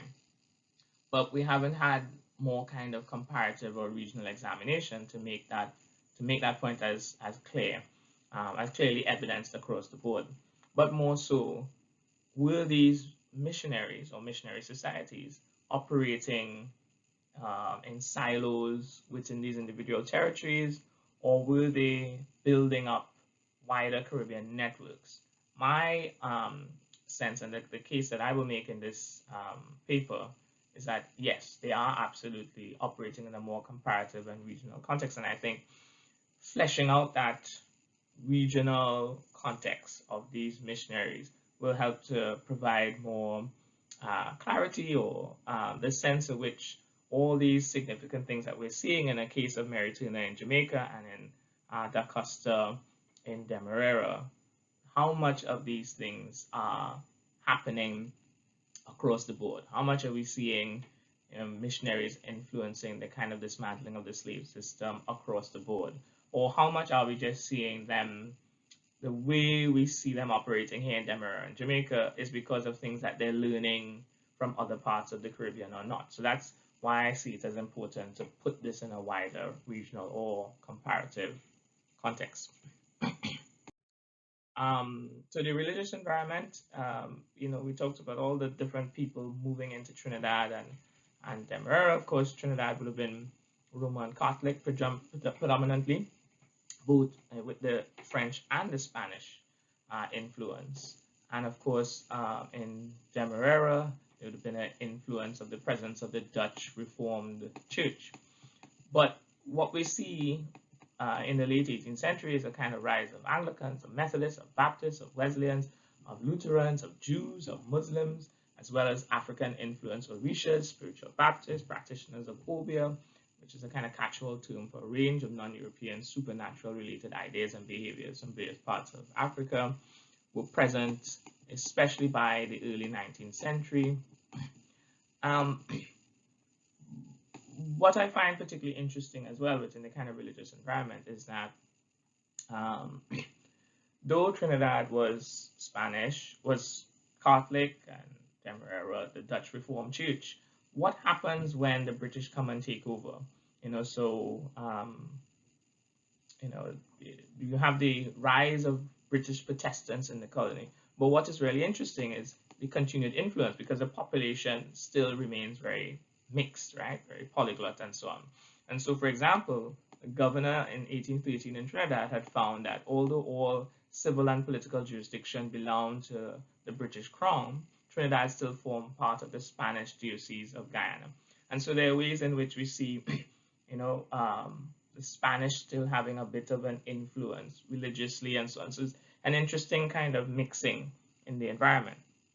And this paper is still very preliminary, but I'm going to kind of touch on some brief preliminary findings. So there's one missionary, James Mercer, who in 1818, he arrives in the Southern Caribbean on behalf of the London Missionary Society. He first lands in Trinidad, where he was sent to assist the pioneering work of Thomas Adam, who arrived 9 years earlier. Upon facing significant opposition from local authorities, Mercer migrated to Demerara a few months later, and here he met up with his close friend John Smith, who he trained under under Reverend Samuel Newton back in Essex, in England. And during his time, they remained in touch, exchanging letters, updating each other on their activities, and he sort of set up a new chapel for Mercer. And so what we're seeing here is a great degree of migration, of movement across the board here with Mercer. And it's just giving you a sense of, they're moving between Trinidad and Demerara. And so by 1822, he returns to Trinidad to fill the vacancy of a former colleague. And so what does it mean that he's moving back and forth between Trinidad and Demerara? And in doing that, he's continuing to keep in touch with, connections that he would have made in Trinidad and in Demerara and so on. So this is what I talk about in terms of the building of networks that we see. Let me just end with some concluding thoughts, which, my general sense is that other London missionary societies like Mercer frequently moved across one Southern Caribbean territory to the other. Southern Caribbean, of course, was the first place of their operations. This is the London Missionary Society in particular, as they're emerging as a new frontier. The missionaries stationed in the Southern Caribbean appeared to have been closely connected and kept in constant correspondence with each other. At least that's my suspicion from what I've seen so far in the sources. What I need to figure out is the extent to which they influence how they manage their missions across the colonies, and how much did this metropolitan center shape their activities. My sense is that the regional context mattered more, and essentially this paper provides yet another example of how the Southern Caribbean was an integrated subunit during the late 18th and early 19th centuries. Thank you very much. To thank the organizers of the Faculty of Humanities writing program for helping me to develop what was a conference paper to become a possible journal article by the time I'm finished here. My work is in life writing, which refers to the ways in which we tell our life stories and the various forms in which we tell our life stories.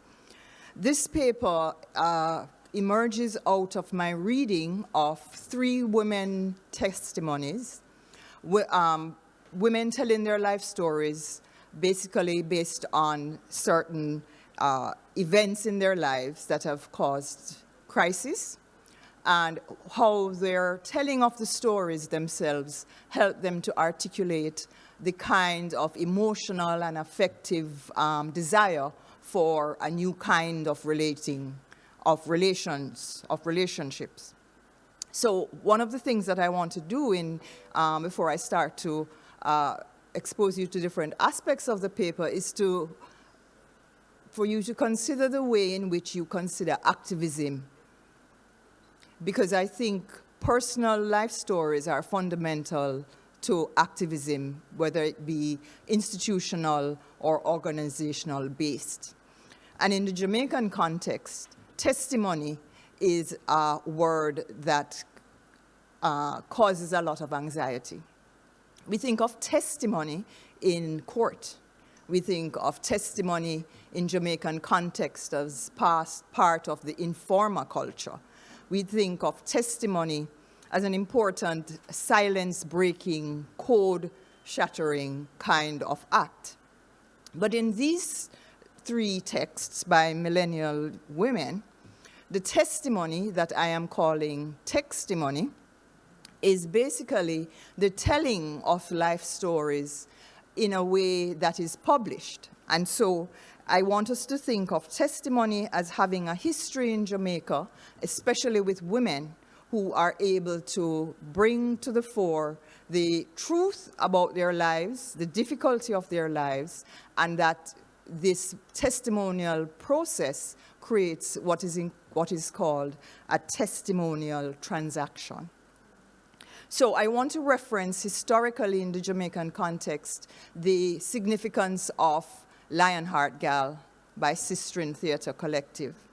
And 40 years after Lionheart Gal, we have 3 young women who are writing about their lives and the implications of this.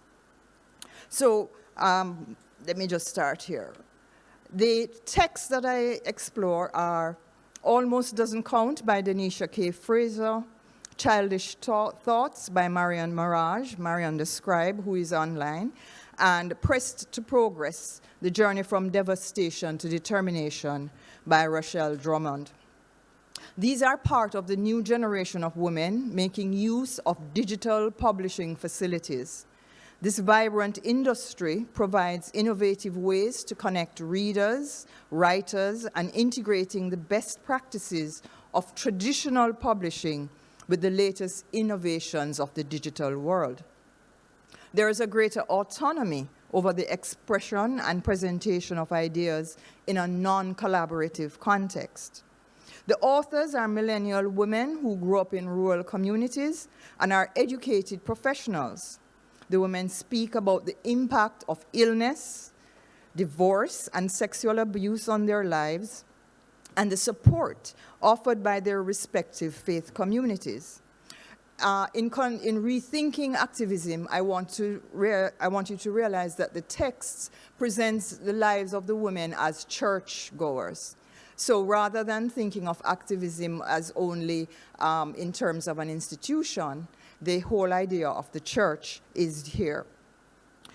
These individuals make constant reference to a group of supporters and prospective readers who form part of a testimonial network that connects affective response and judgment to truth-telling. The texts are here considered testimonies to echo their connection to oral church testimonies, which take place in the sacred spaces of the official church functions. By writing and publishing their own stories, they create a proximate space that demands recognition and response in terms of social action and social justice. The testimonies of these women belong to a larger framework of women talking about their lives in the hope of obtaining justice for hurt experienced.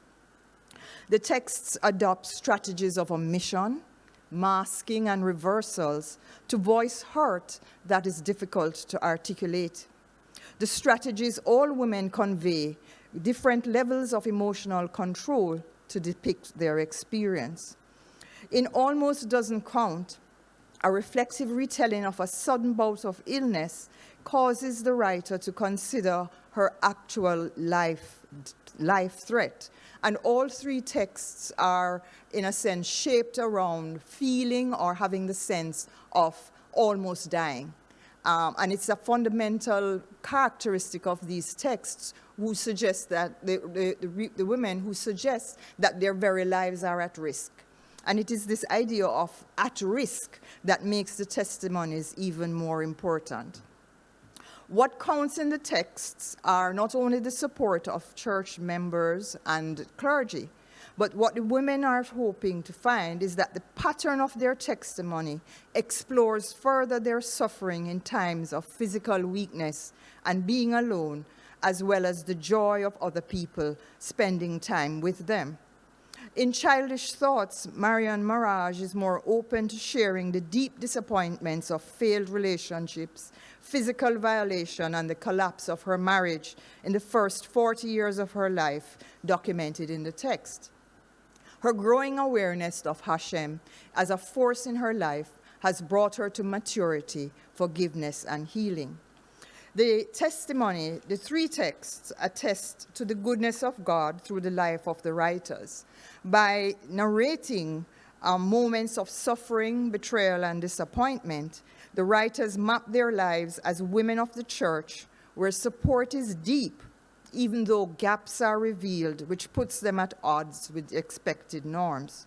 The church that are represented are being called into question about the quality of life that even those who serve and support will actually need. Okay, that's it. Thank you. I think if you have any questions for Dexnell or for myself, you can just raise them.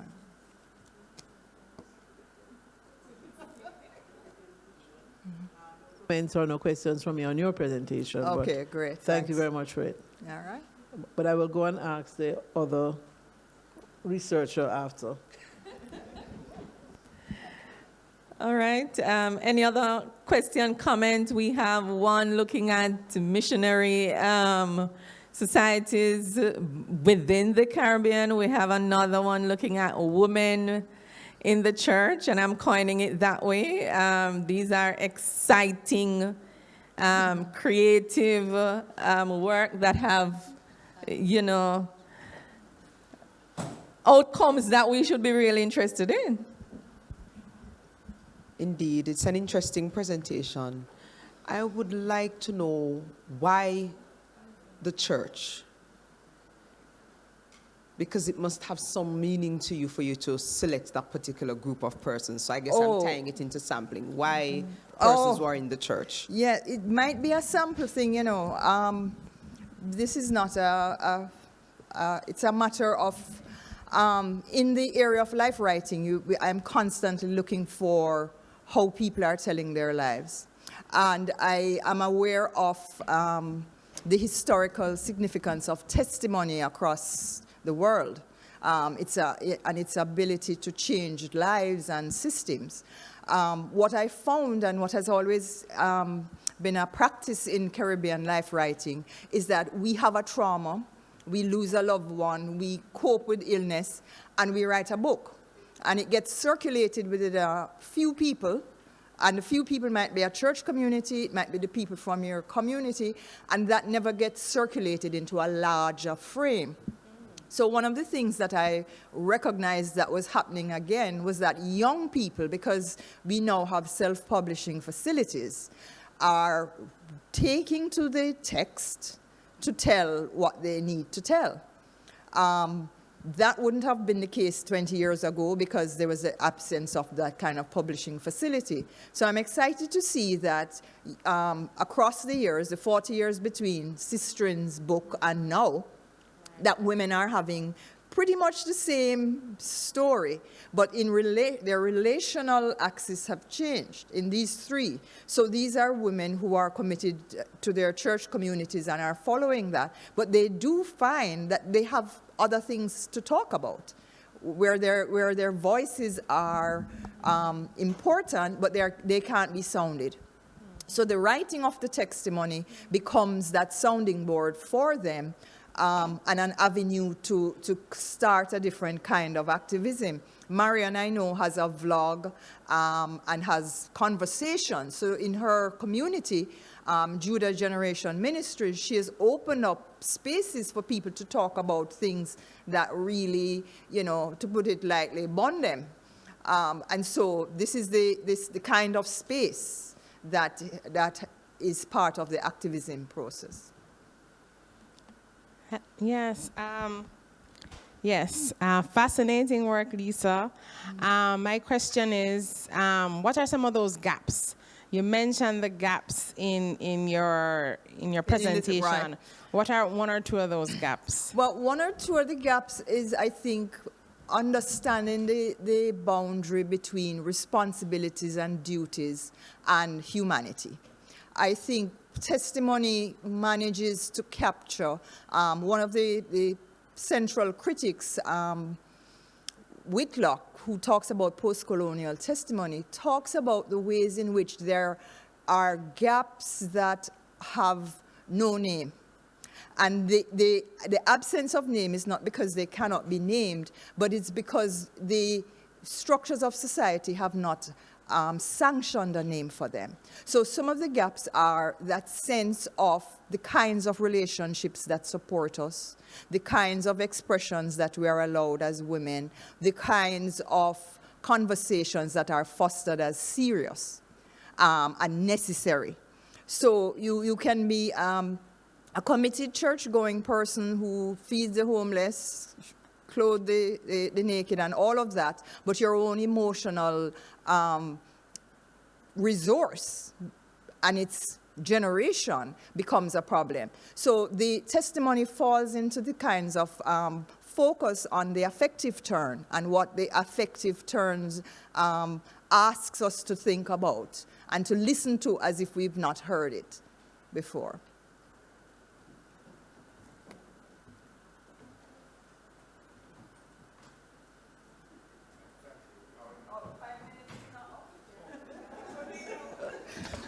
Yeah, I'm tripping over myself. I enjoyed both papers.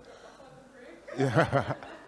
But I'm fascinated by the testimony idea, and I wondered if this space that you've identified, if it is perhaps a kind of secret space, you know, really requiring those who have the time to sit with things that might be private.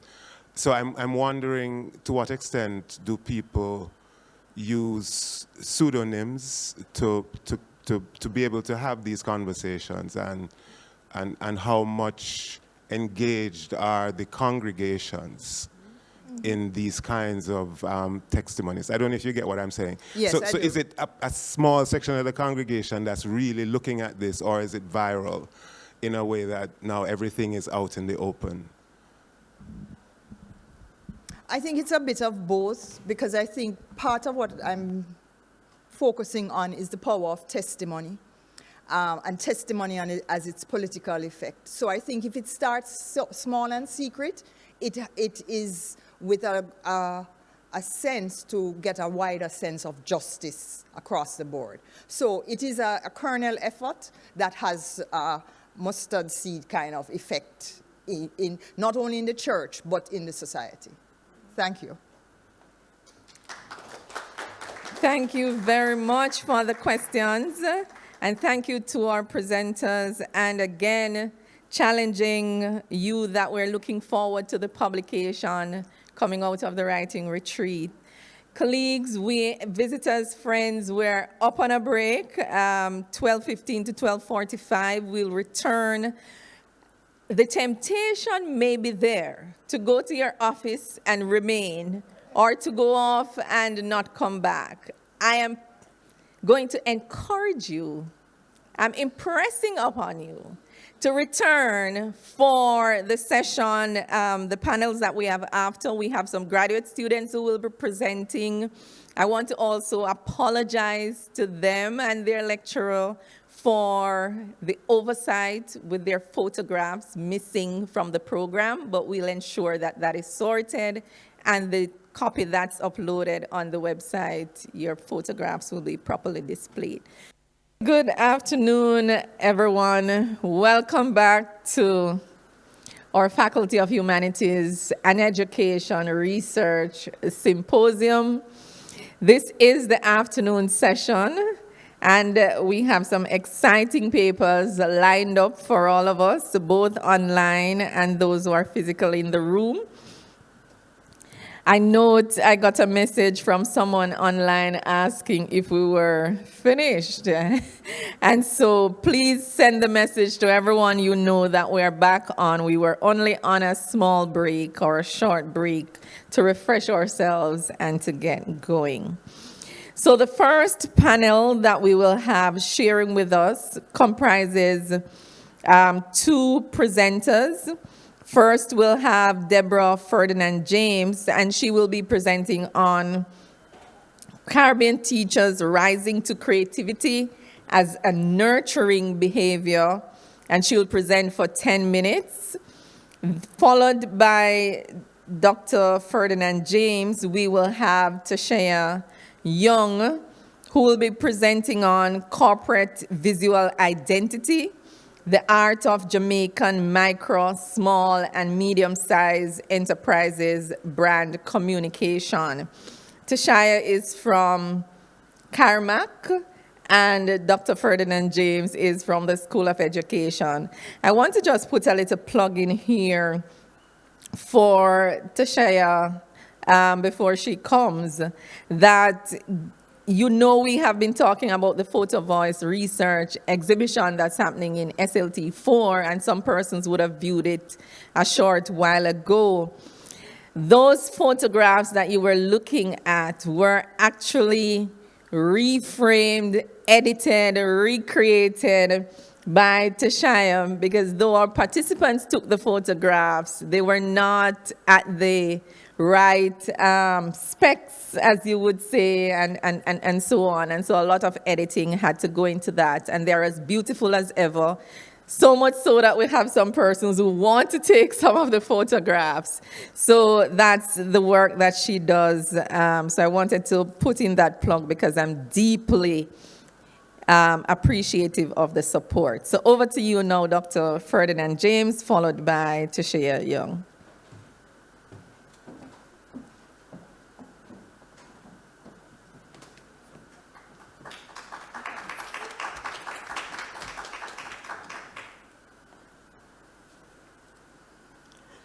So, pleasant good afternoon, everyone. I'm probably a new face to many of you, but I've been with the Faculty of Humanities and Education, specifically with the School of Education, for about 1.5 years now.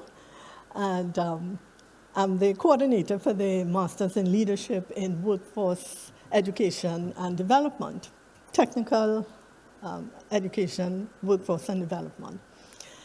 So most of, I should say all of my faculty in my program, they are adjunct. So we do all our communication online because they're not here on campus. Hence the reason you will not see me very often around. So like instances like these and for meetings, then you would see my face. So I am Deborah Ferdinand James, and you can now put a name to the face. So my presentation this afternoon comes from an international study on nurturing creativity for teachers. And I have to say, you can tell from my accent, I'm from Trinidad and Tobago. And so anything with creativity, the other two C's come for me automatically, Carnival and Calypso. So it's you know, when the lead researcher for this project approached me, it was no problem to say yes, I am in. So I'm presenting this on behalf of a group of us who collaborated across 13 countries to actually pilot test this instrument that measures creativity, nurturing behavior among teachers. I'll do a brief introduction, like a background, because the paper is very complex with a lot of tests, statistical tests, in order to, you know, test and be rigorous in terms of validating the instrument. So it's not about so much the tests, but to make you aware that this instrument is in the making. It's almost completed in terms of its use, and I'll share with you the findings of the research briefly. I'll do a short methodology, the results, and a short discussion given the time. So there's a lot of talk about creativity now. I'm sure you know that it's one of the key skills employers are looking for now amongst graduates and potential applicants for employment. In fact, the World Education Forum recent 2023 Future Jobs Report has creativity as the second most needed or important skill for workers and employers. You can see it there on the screen.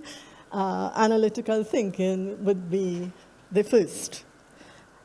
And we know in reality the process never really happens like that. You analyze and then you think creatively. The thing happens all at once. Sometimes you have a creative idea and then you have to analyze it and so on. But just to stress, there's a lot of talk about the need and the value and the importance of developing creativity. But nurturing it is a different story, and we're not seeing that in the literature. How do we nurture it? We know it's needed and so on, but how do we nurture it? Is there an instrument to measure it?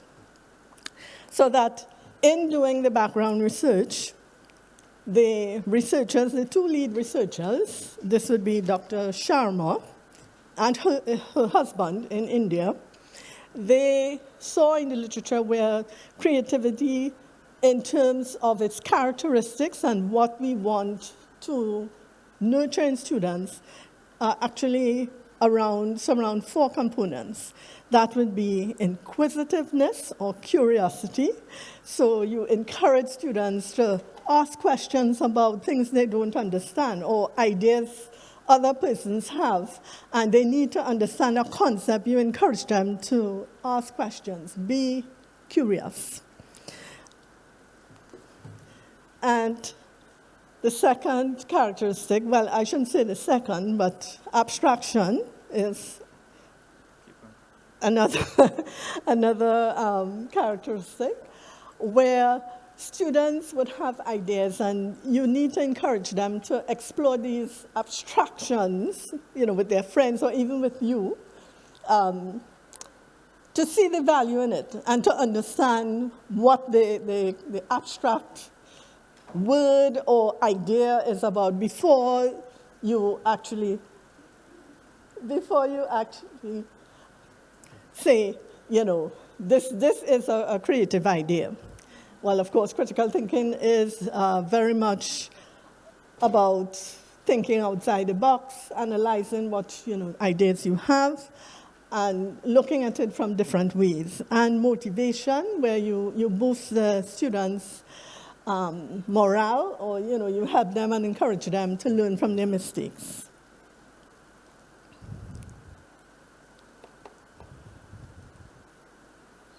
Okay, so I'm not sure.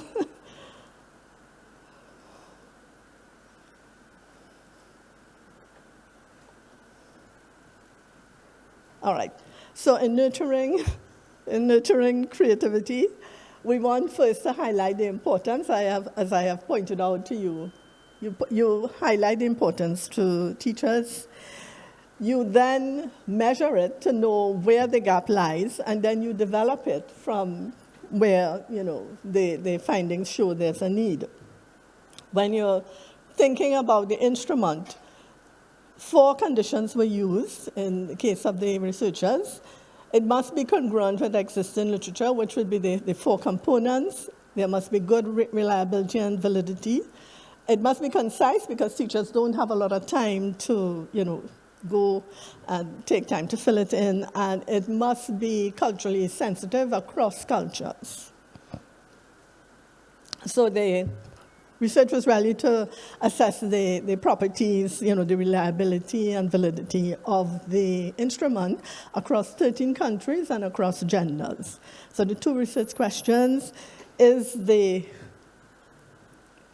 Creativity, Nurturing Behavior Scale for Teachers, CNBST, valid and reliable across countries, and does it exhibit measurement invariance across countries and gender? So it would provide an instrument to measure, creativity, pedagogy among teachers, identify where development is needed. So that's the significance. Won't go too much into the methodology, only to say that Trinidad and Tobago was one of the 13 countries that was part of this study. It was administered online, the instrument was administered online, and of course, various measurements were used. When you're looking at the instrument, there are 15 questions, and these include abstraction. I'll just give an example of what you would have had to answer. That's the participants. Before sharing my viewpoint on the students' idea, I urge them to explore it further, and that we have an example of abstraction. Inquisitiveness. I give heed to every student's query. Motivation. I encourage students to learn the basics of the topic. They must have a foundation. And critical thinking to develop. Critical thinking, I ask students about their ideas. So we have the 4 components, and just to give you an idea of the countries, you can see that Trinidad and Tobago here, only 92 participants or respondents responded to the survey, but you had 13 countries, France, Ghana, Greece, India, and so on. So the question, is the CNBS valid and reliable across countries? And as I said, I'm not going to go into all the statistical tests, but yes. And we had similar results when we piloted in Trinidad and Tobago. And you can see there the Cronbach Alpha, the positive scores, and the composite reliability scores. Does it exhibit measurement invariance across countries and genders? In essence, there are no differences across countries for countries and gender when they pilot tested it. We had similar results in Trinidad and Tobago when we pilot tested it. So in conclusion, we want to just note that motivation showed the highest rating across the subscales, with inquisitiveness showing the lowest, which indicate that teachers may discourage questions. We don't like students to ask too many questions, so that's one implication there. However, in Trinidad and Tobago, they scored the highest on inquisitiveness or curiosity compared to other countries. And I think that's because we are so used to creativity. We like to dig into things and be curious, to develop our creativity. So I'm not surprised about that. The females obtained the higher scores than males across, all 4 variables. And this supports existing research that females are actually more effective in teaching than males. That's in the research. So the creativity nurturing behavior scale for teachers is valid and is a reliable scale, which is invariant across gender and countries and can be used to measure creativity nurturing behavior in teachers. However, and identify their developmental needs. But for Trinidad and Tobago, we will not take, this as a, the given for the Caribbean, because Jamaica is a lot larger, the largest. So what I will do in my future research is actually pilot the instrument here, because you have a wider cross-section of Caribbean representation among students. And it wouldn't be biased by our creativity and all our carnival and calypso kinds of creativity, that from the time you see creativity, that's what the other two C's come to us. And that's what I'd like to share with you, and we'll have the question and answers after. Thank you.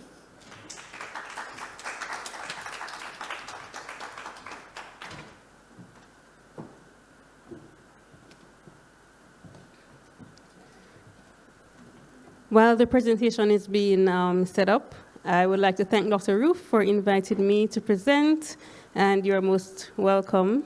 The Photo Voice presentation. My name is Tasha Young. I'm a graduate student at Caramac. I'm a registered graphic designer. I have a past in business, and yeah, that's just a little bit about myself. This presentation is for my MPhil PhD, and it's currently at the proposal stage, being prepared for ethics. So to not waste any more seconds, we will go right into it. So it's the art of Jamaican micro, small, and medium-sized enterprises brand communication. So pretty much we see that visual communication has evolved from cave paintings, and now in today's world, businesses pretty much can't ignore it. In order to implement their visual communication is actually a scalable, strategic process that can be applied to any organization despite the size of the organization. MSMEs, why MSMEs? They actually are very important. They account for 43% of Jamaica's GDP and 80% of jobs. One problem is that the entrepreneurs generally lack financial resources, and they are unable to communicate formally. Focusing on CVI is likely to aid the communication process, allowing a more precise message to be transmitted. So what is CVI? It is, as Melawar, a guru in the area, it's a graphic design at the core of the firm's identity. It's a tangible asset that helps the entity to communicate with stakeholders, and in essence, the elements are the brand name, logo, typography, color, and slogan. So why is this study important? People may ask, so what? Pretty much, I would love to add to the body of literature in the Caribbean because it is limited. Also, there's a significant increase in technology and digital media, which is the primary medium in which MSMEs communicate. And if you ignore it, it may have an implication for your geographic reach. So the theoretical underpinning includes 4 of 7 traditions of communication theory, which will be juxtaposed. These are semiotic, the epistemology of science in societal life, cybernetic information processing, sociocultural, the reproduction of social order, and the critical, which deals with the reflection, and it involves the hegemonic ideology. So to give you some more information about those, the semiotic, it pretty much is the sign, which is the CVI elements as defined earlier. The logo, the name, is what you see with meaning. The cybernetic tradition deals with analyzing like 2 different signs beside each other, creating different type of meanings. And when you think about cybernetic, you think about like computers and noise that could cause an issue there. Sociocultural deals with communication in a community or a culture. For example, red, if we see red, Pretty much we think of the stop sign, stop because we're in that culture. Most cultures, see things like that. In Jamaica, if we see green and yellow and black together, we think Jamaican culture, Jamaican flag, right? So this is what the sociocultural is all about. And the critical tradition, I'll just look at, for now, the marginalization. Researchers see the MSMEs as the underdogs in the business arena. They're the ones that they're lacking in resources. So I'm not sure if you can see this, but I'll explain. There's a model called the Powerful Entrepreneurial Brand Model by Utu Banjo. It was created in 2018. He pretty much looked at previous models by Craig, Keller, and made something that he says is more powerful. And it aligns with my study in that it looks at CVI relating to brand personality. And if you think about the communication, the original Shannon and Weevil communication process where the sender sends a message transmitted through a medium, it goes to the recipient, and there's noise and there's feedback. So this looks at CVI in that measure. So you have CVI, which feeds to how it's communicated formally through print and electronic ads. This goes to the stakeholders or the customers that are included, and they interpret these meanings and these signs and create meanings. So literature review, briefly, Craig, he looks at the owner's role. So pretty much the owner is the one that conceptualizes what they want. And then further study in 2021, Tuare and Meta, they look at the importance of professional support. And lastly, Choi, a Caribbean researcher, she looked at graphic designers and said that they generally do work that optimally aligns with what the client wants. They possess the skills, but they have limited tools. And this is attested in other literature. If you go to Adobe Creative Cloud, which is like the most popular graphic design tool, try to purchase it within the Caribbean, you'll see that you can't. And the evidence is there where other persons from St. Lucia, Trinidad, Cayman Islands have tried, and they're writing to the supporter saying, how can I get this? And then you might say, so why should an owner get help from a professional graphic designer? What about things like crowdsourcing organizations like Fiverr and Upwork?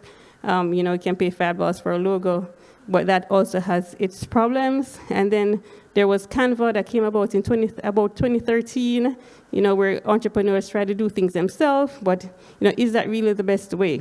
And in 2024, we now see that there is AI tools that you can go on and just say, give me a logo that looks like this, and something actually come up, and it is, if you pay, you can get a vectorized logo. So those are question marks. So the first research questions basically is, how do MSMEs create their visual identity? Secondly, I'll just go faster just because of time.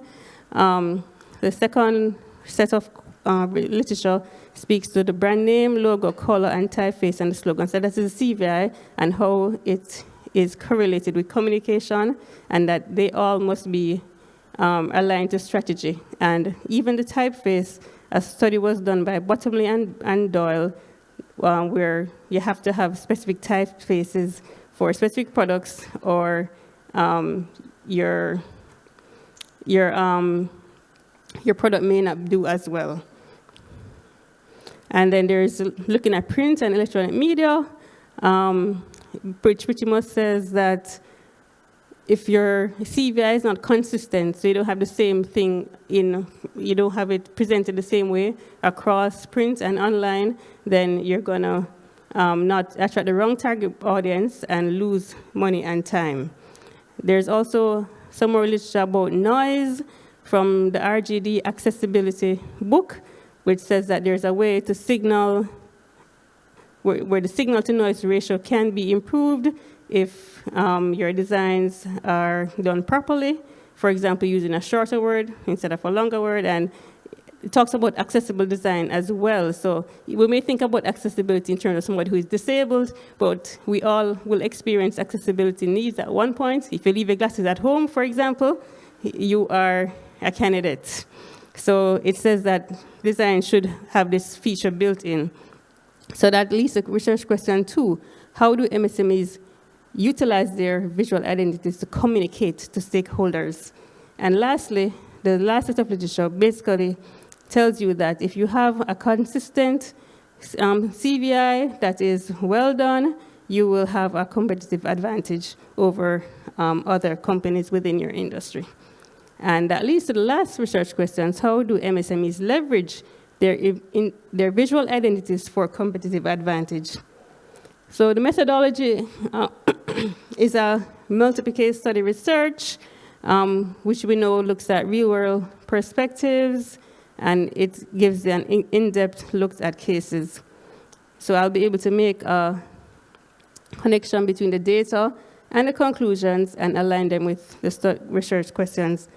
I aim to follow the 5 steps, the 5 components of the design research, which are listed here: reviewing literature, as you saw, stating the propositions, identifying the cases, and linking the data to the propositions, stating the criteria to interpret the findings.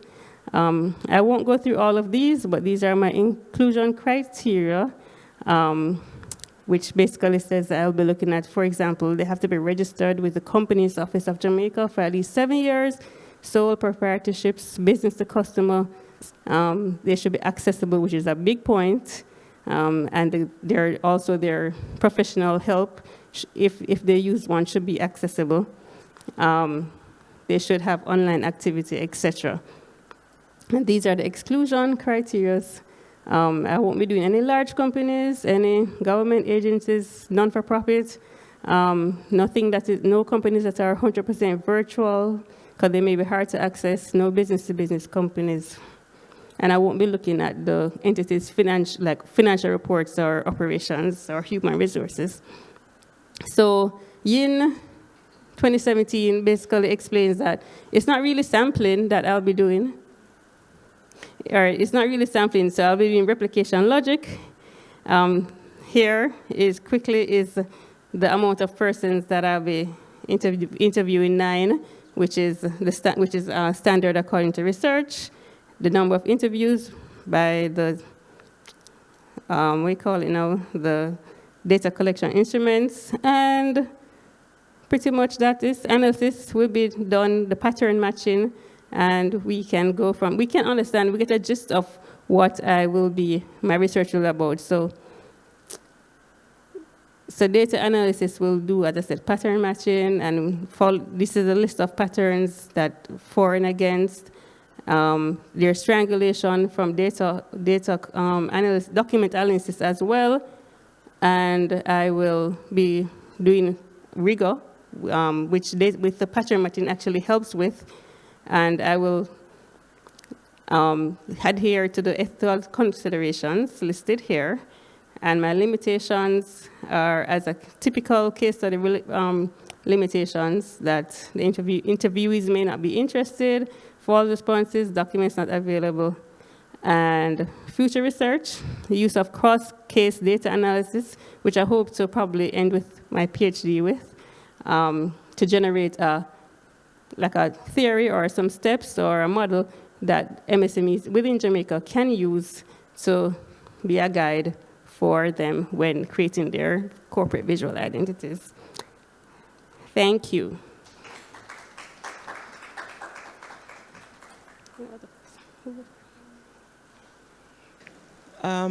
Very interesting research.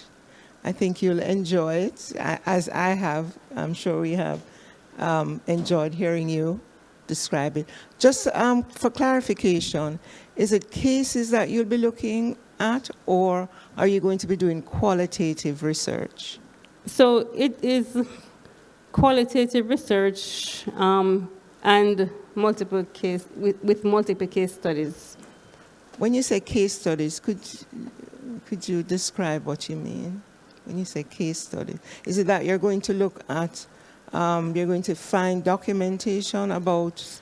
So each unit of will be an entity, one MSME, and for each I will be doing not just the document checklist, but semi-structured in-depth interviews with the owners, with the designers, and then with the customers. So for triangulation, so it will be, each unit will be a case.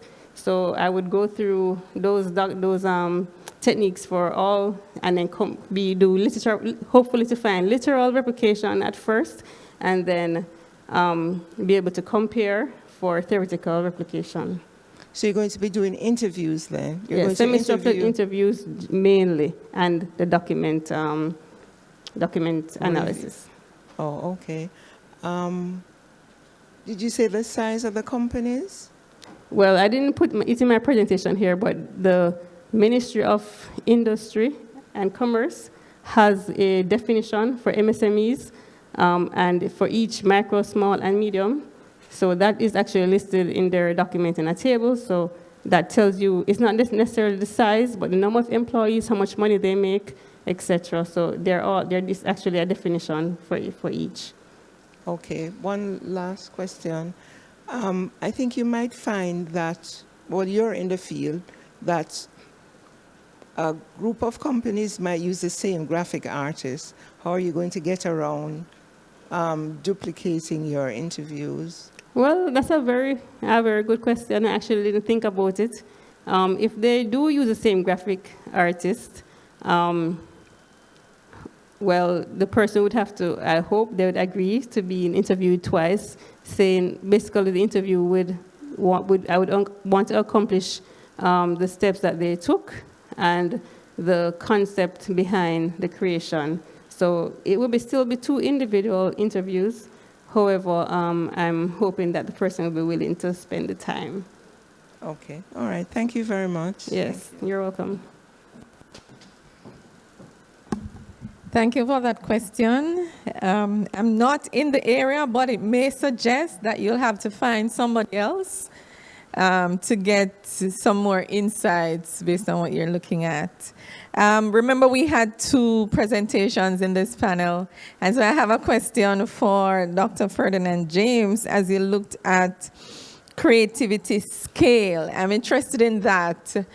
What are the implications of a creativity scale for us as lecturers as we look at this process of teacher evaluation, teaching excellence, and so on? Your thoughts? Yeah. So as teachers, we nurture minds, we prepare them for life, we prepare them for work, we prepare them for society. So it is pertinent for us to nurture this, know how to do it, our creativity nurturing pedagogy. This is now at the forefront of preparing our students for life and work in the 21st century, and more so for this digital economy that is now the new normal.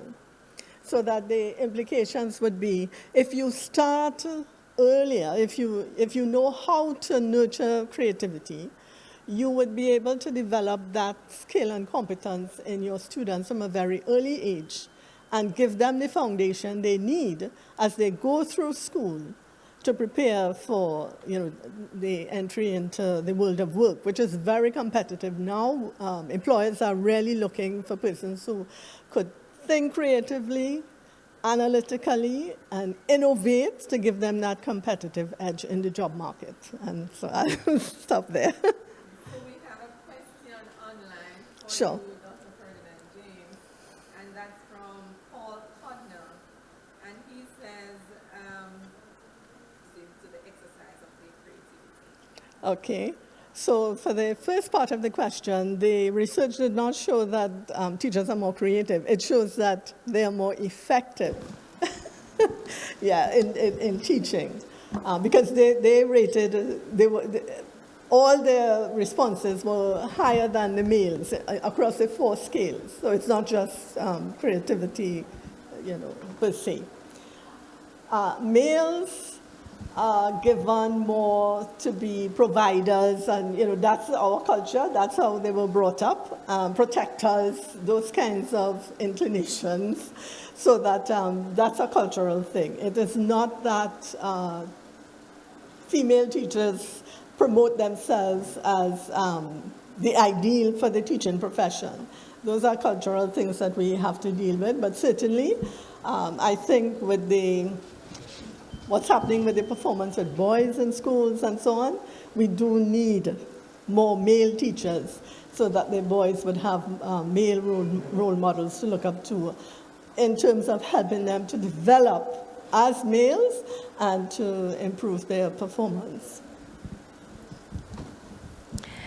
Thank you both so much for your presentations. I think both were looking at creativity, though from different aspects, one from the teaching and learning aspect and the other from brand identity. Tashaya, I look forward to your study because it's interesting, given that many times small businesses are concerned about the bottom line and how to make more money, rather than focusing on their identity. So quite insightful. We look forward to that.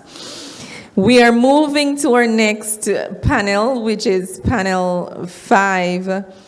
And the first presentation will look at increasing Jamaica's higher education access, meeting international standards and local economic demand, a logic model approach. This will be by Julia McIntosh-Smith, Natoya Lee, Melanie Morant Hall, and Dr. Agbola as team.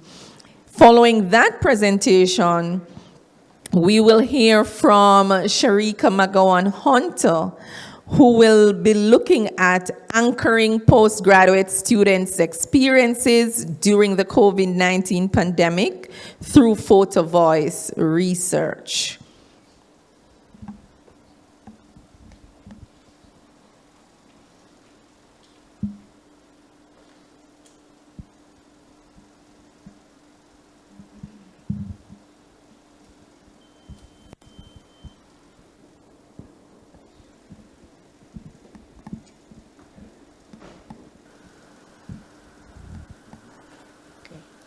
Good afternoon. I am Julia Smith, Julia McIntosh Smith, and today we're going to be having a conversation regarding increasing Jamaica's higher education access, meeting international standards and local economic demand. This paper is a collaboration between Dr. Agbola, our course lecturer, Melanie Moran Hall, and myself, as well as Natoya Lee. The proposed approach to increasing education, the access to higher education, was explored using the approach outlined by UNESCO regarding the development of educational sector policy plans. Now, this is the outline, and as we go forward, I hope you can understand the context with which this proposal is being put forward. Now, an education sector plan, just by virtue of making it clear, identifies specific strategies that are required in order to achieve intended outcomes. This includes human, technical, financial capabilities, and other priorities. It must be mentioned at this juncture that it is impossible to achieve national development without capacity development. The driving force for local development is inadvertently and unequivocally connected to education. If the people that are required to drive the future are not equipped with the skill set, then we're basically fighting a losing battle. Now, when we talk about higher education, this encompasses post-secondary, education, public and private universities, colleges, technical training institutions, and vocational schools. The Ministry of Education and the University Council of Jamaica have responsibility over this subsector of the education sector. The draft that we have, that we are working from right now, is the educational sector plan. And we're actually living in very exciting times with regards to educational planning, with the inclusion of a program that has been developed by the university for that. It is critical to understand the relevance of the Patterson's report, as it acts as a bit of, greater context to the actual educational plan. Now, funding, when it comes on to education, as we know, we're currently in the middle of somewhat of a situation with that. And we understand that money makes the world go around, and as such, there has to be consideration with how the money is being allocated.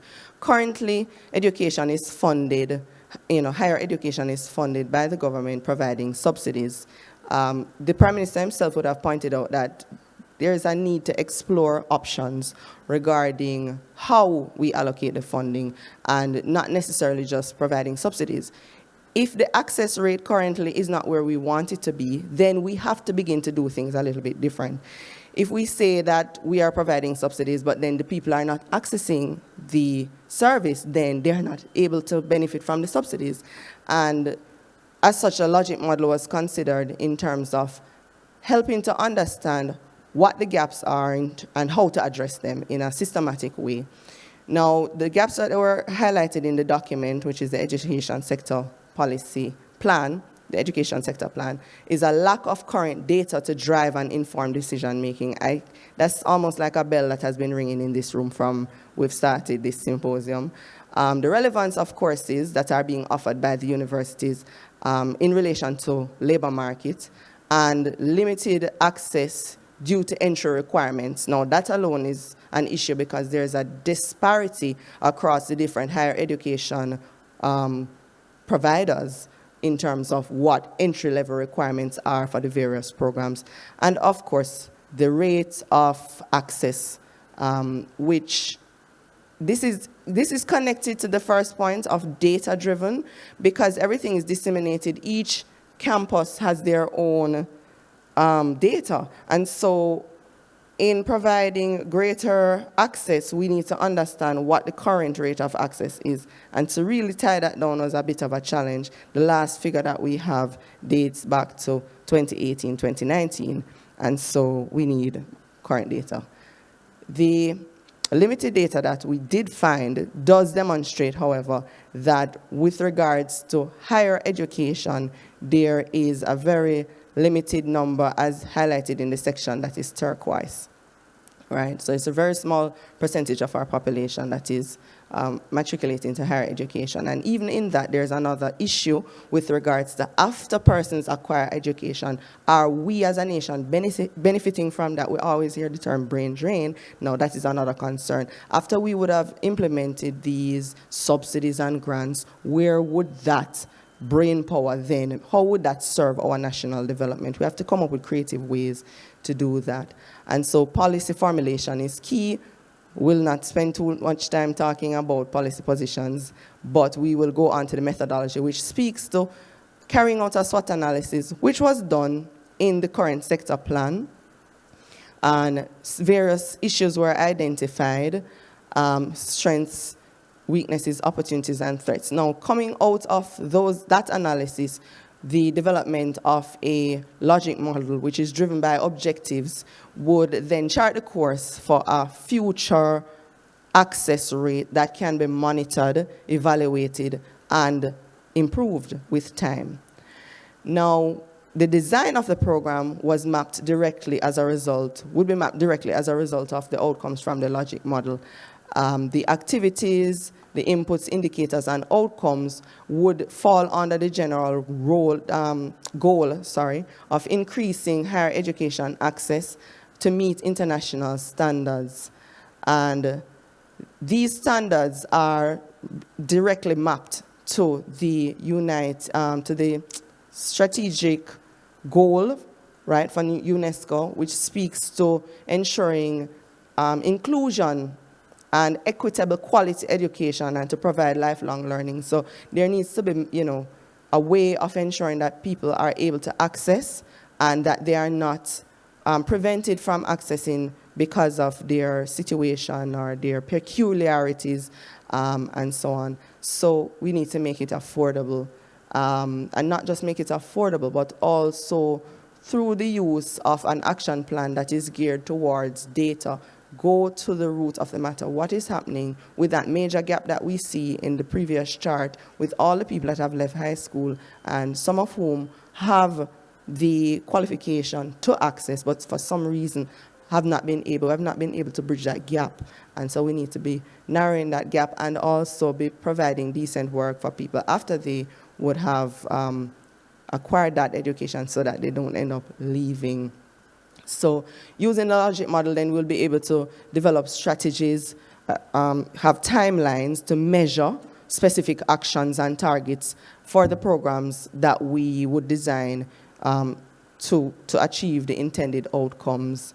The monitoring and evaluation would be built in because the logic model facilitates that kind of exchange, as well as causing for an understanding of all stakeholders with regards to what we're really trying to achieve and how each person on their leg of the journey is impacted by the decisions that are being made. I'm not sure how much time I have left. Okay, so I think I was efficient in that. And I just want to thank you so much for your participation and attention.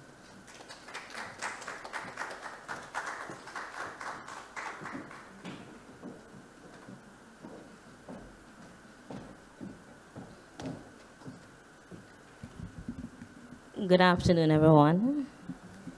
Since I'm the official timekeeper, no one is going to be timing me, so I think I have all the time in the world. So my presentation this afternoon, I'm presenting on behalf of a team of researchers, 3 team leads and about 10 co-researchers, and I'll be presenting on behalf of my team. I hope I will do them justice this afternoon. All right, so we're looking at, and I'm seriously not timing this, so someone would need to, okay. All right, so we're looking at anchoring postgraduate students' experiences during the COVID-19 pandemic through photo voice research. What does this mean? It means that we're looking at how students during COVID-19, how they coped. And these are postgraduate students at the University of the West Indies. How did they cope during this period of time? And for those of you who are not familiar with what photo voice means, it's really the idea of using photographs in research. So imagine being able to take photographs and meet in a setting to talk about these photographs. So essentially that's what it was for us. The 3 lead researchers are Dr. Carmel Roof, who is a lecturer here, you know her very well, Dr. Therese Ferguson-Murray, and Dr. Sharon Stewart, who is no longer here, but she's at the University of Connecticut. So why do a study like this? Why would the lead researchers embark on such a study? Now, the background to this is the fact that there is an increased number of adult learners pursuing higher education. The reasons vary for upward social mobility, among other personal reasons. And within the backdrop of this is that there was COVID-19, and we all know how COVID-19 was for a number of persons. So the researchers wanted to have a sense of how these postgraduate learners were coping within COVID-19. Rationale, what are the reasons behind doing this? 3 reasons here. 1, to give students an opportunity to interrogate the post-colonial outcomes coming from a colonial legacy. There's a need to actually interrogate how postgraduate learners are learning now within this space as post-colonial learners. Also, for locally contextualized epistemologies, what that really means is just finding local knowledge creating knowledge that has come from us and not from our colonial masters, so to speak. And also, and very importantly, finding alternative methodologies for research. And within these alternative methodologies is Photo Voice, which is an empowering one for adult learners and generally participants. Also, the significance of the study, and quickly, is really what was said earlier about decolonizing theories, policies, and practices within Caribbean higher education, and also the idea of participants learning together. At the heart of qualitative research and Photo Voice is really about collaboration. Photo Voice created that opportunity for persons to collaborate, to co-construct, and to find meanings. And also for advocacy. Photo Voice is very keen on advocacy. And if you were to go into the exhibition in room SLT4, you would see some samples of the actual photographs that were taken by participants. Now, the methodology that was used, as I said earlier, is actually Photo Voice. Photo Voice has 3 main goals. One, it gives persons who participate in this sort of research the opportunity to reflect on what's happening within their community space. Not just to reflect, but to record what is happening within their community space. It allows for dialogue and also, ultimately, for policy makers. The data collection, it spanned about 5 months. It started with a photography training where participants were taught how to use their photographs, their phones rather, to take photographs. I know we all know how to take photos, but to take photos for research, we had to sort of be schooled into how to do that. Whether that was successful or not, that's another matter, but the idea is we got this training. And then it culminated in the 5th Photo Voice session, which lasted over 2 hours long. The methodology.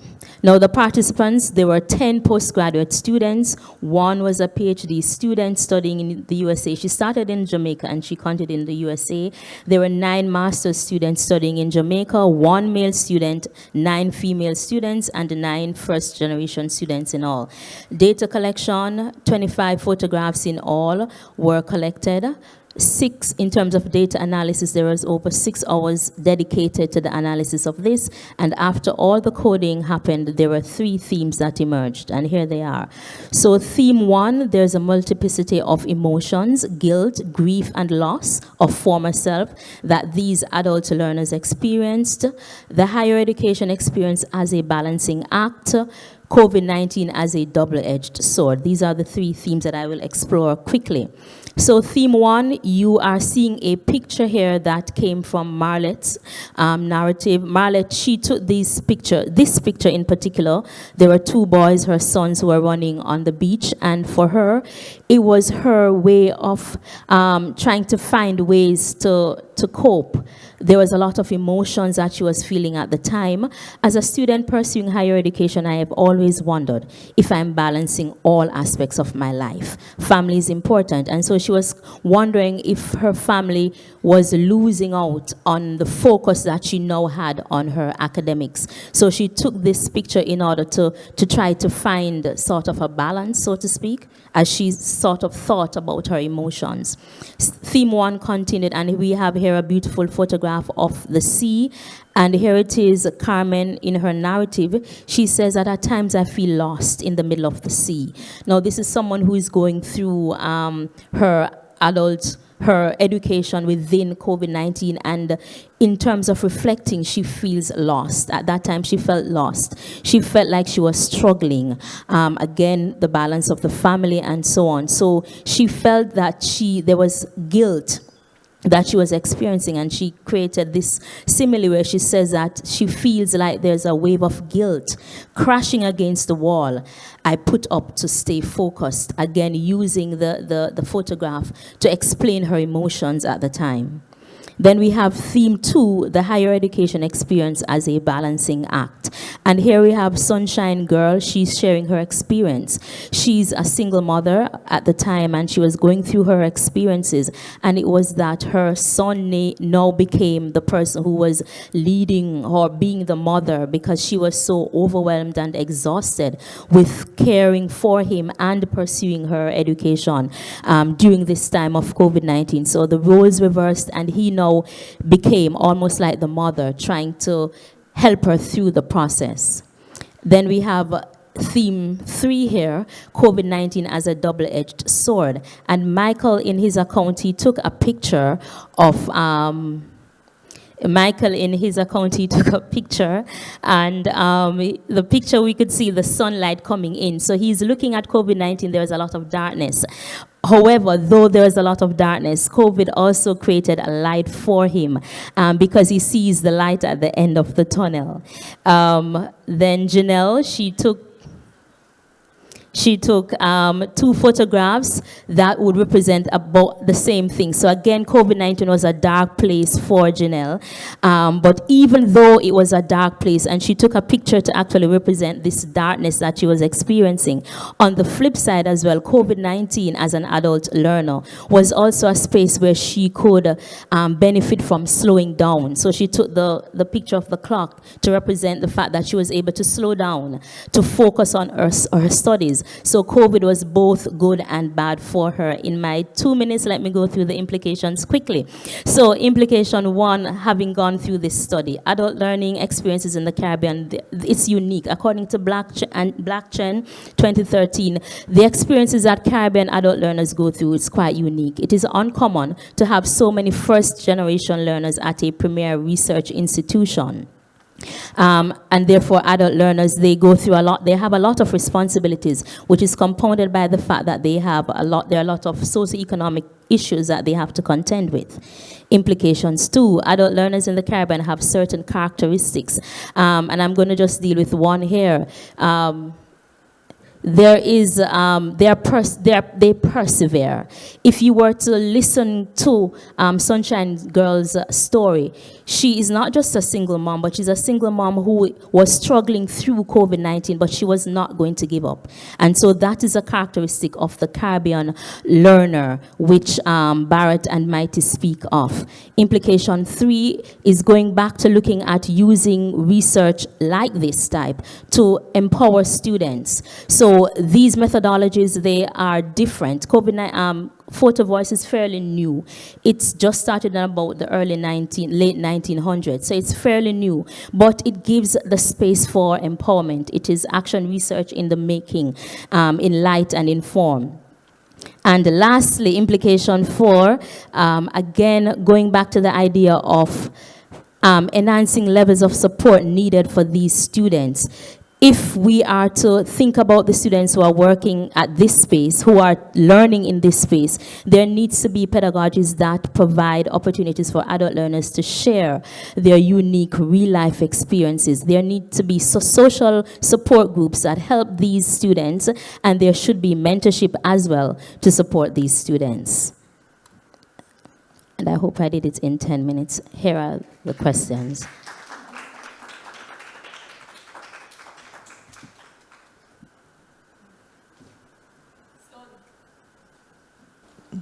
This is where we now have the opportunity for comments and questions. We have a question online from Jasmine Roof Landell, and I think the question is for our first speaker. The question is, will this study be replicated to look at other international context? Let me read verbatim. Just wondering if this research will look at similar international institutions and compare the level of access offered. Absolutely, because in order to meet international standards, we want to explore what would be coming out of the literature in that regard.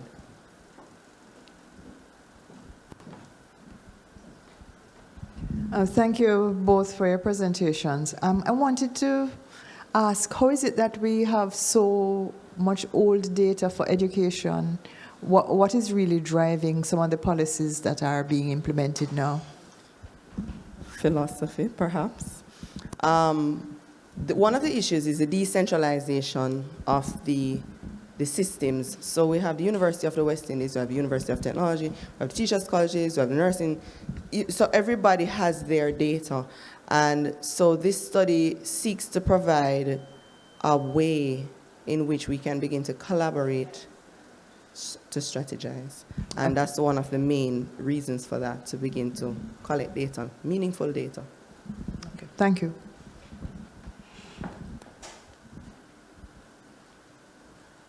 Just a point, you said that the UWI gets 80%? Is that the university, you mean UWI? Yes. That figure is way out of date. It's close, it's like about 40%. So you have to find, I can't think offhand what a source to tell you. I will check for you though, but I'm positive that it's about 40% that we actually get. Huh? Go. Yeah, that's one place, but it's definitely not 80%. Right. Thank you so much.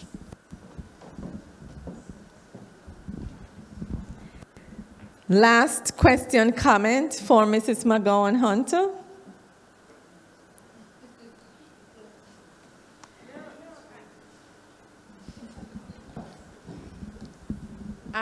Yeah, I'm fascinated by photo voice. But this last slide here about blockchain, that non-traditional adult learners in the Caribbean are more demanding of faculty. That has been my experience. And what's interesting, it's a good link to Bola Agbola's presentation and how you can support, what are the ways we can support first generation adult learners who are largely women. How can you support them through the system? Because it's very difficult. So I don't know if you have any suggestions as to how we can do that. The suggestions, maybe I went too fast going through them, but the idea of providing mentorship, I think, is critical in supporting these adult learners. If they pull so much on faculty, mentorship is definitely needed. And also social support groups, I think, could be able to support them as well. And not to neglect the fact that pedagogy is how it is that you teach within the class. Sometimes they just want a voice. Sometimes, and I think Photo Voice allowed them that opportunity to just share in that space. And that in itself was liberating, just being able to share. To introduce the next panel, I'm going to use moderator's privilege here to ask if that is not an additional theme in need of a voice. Perhaps the thing is, the photo voice itself suggests that there is a voice that is behind the photos that are taken. So that could be an outlet as well. Yeah. You'd think that when you go to the photo voice exhibition, you'll see that that is a forum too, where we showcase what it is that happened during that space in terms of the photos that were taken and so on. That's in a sense, some amount of advocacy. In a sense, yeah. Fascinating work. I now understand Dr. Ruth.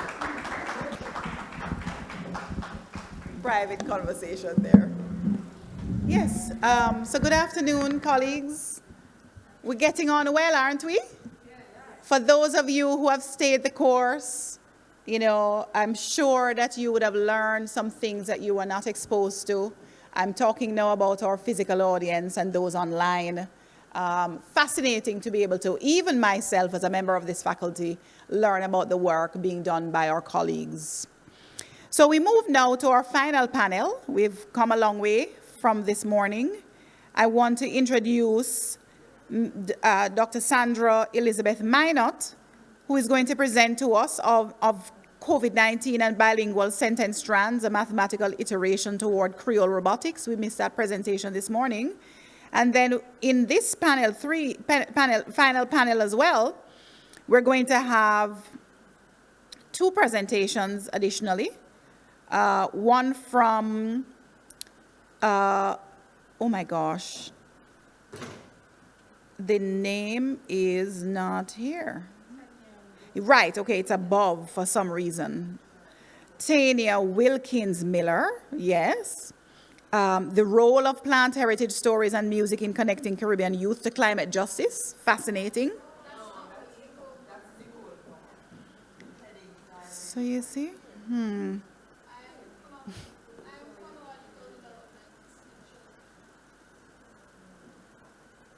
At the top, my apologies, colleagues. These are our additional presentations. Phonological Development in Jamaican Children, the Case of the Good English Vowel by Tania Wilkins Miller. And then again, the role of plant heritage stories and music in connecting Caribbean youth to climate justice by a team of researchers headed in this presentation, or to be delivered by Dr. Nicole Plummer. But the team includes Marissa Wilson, Sylvia Mitchell, Aina Yaniva Torman, Charmaine McKenzie, Patricia Northover, Thera Edwards, Kate Donovan, and Anthony Richards, some of whom are in our audience. So in the order that they were introduced, I'll just ask each presenter to come up. So pleasant good afternoon to a wonderful audience. Let me thank you so much for facilitating a shift in the actual presentation mode that should have taken place this morning. My name is Sandra Minot, and I am a language arts facilitator and specialist in the Department of Language Linguistics and Philosophy. This afternoon, I would like to share with you a longitudinal research paper that was conducted in 2004, and of course continued up to the COVID period. There were some interesting findings around students' performance in English language proficiency at the grade 4 level.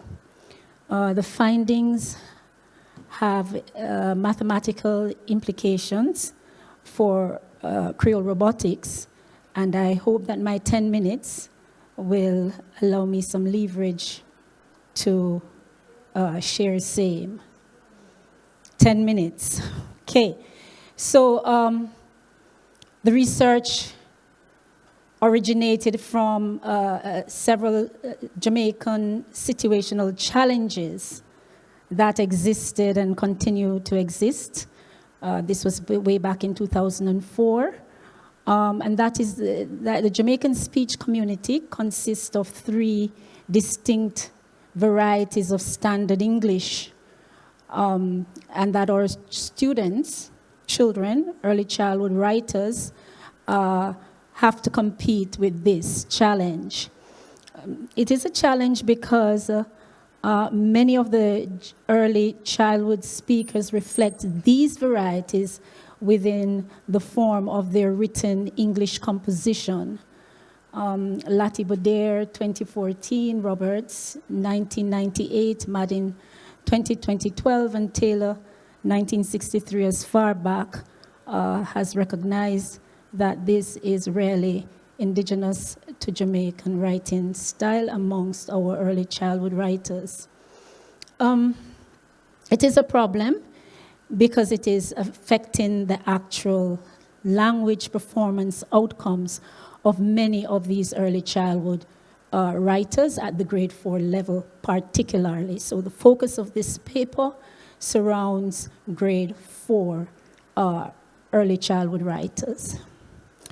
The language that they hear at home is often different from the variety of English that they are expected to write in, and it is creating and has continued to create a gap in the English language outcome performance. This gap is very important for us to note because it creates inequity between genders and performances, as the research showed. At the time of the research, there was no psychometric instrument that was accounted for the evidence, that could account for the evidence of these varieties in the written English composition of the grade 4 students that were targeted. So we go into the fixture. The inequity is a risk to the well-being of these students. Consequently, developing a psychometric instrument that is culturally aligned to their writing exposure and experience is important. Owens 2015 points out that it has implication for communication barriers within young learners that could transcend beyond the years and consequently evolve into emotional and psychological difficulties that could affect their mental health and even their social performance in society. And she suggests it's aligned to violence. So failure to detect how Jamaican children use L1 to acquire L2 can therefore put them at risk. So how they use their own language that they are accustomed to, their home language, to acquire the targeted language in the classroom is very important for practitioners to note and to account for. Share with you very quickly some outcomes as evidence that this is a problem. Here are some charts to show the gaps.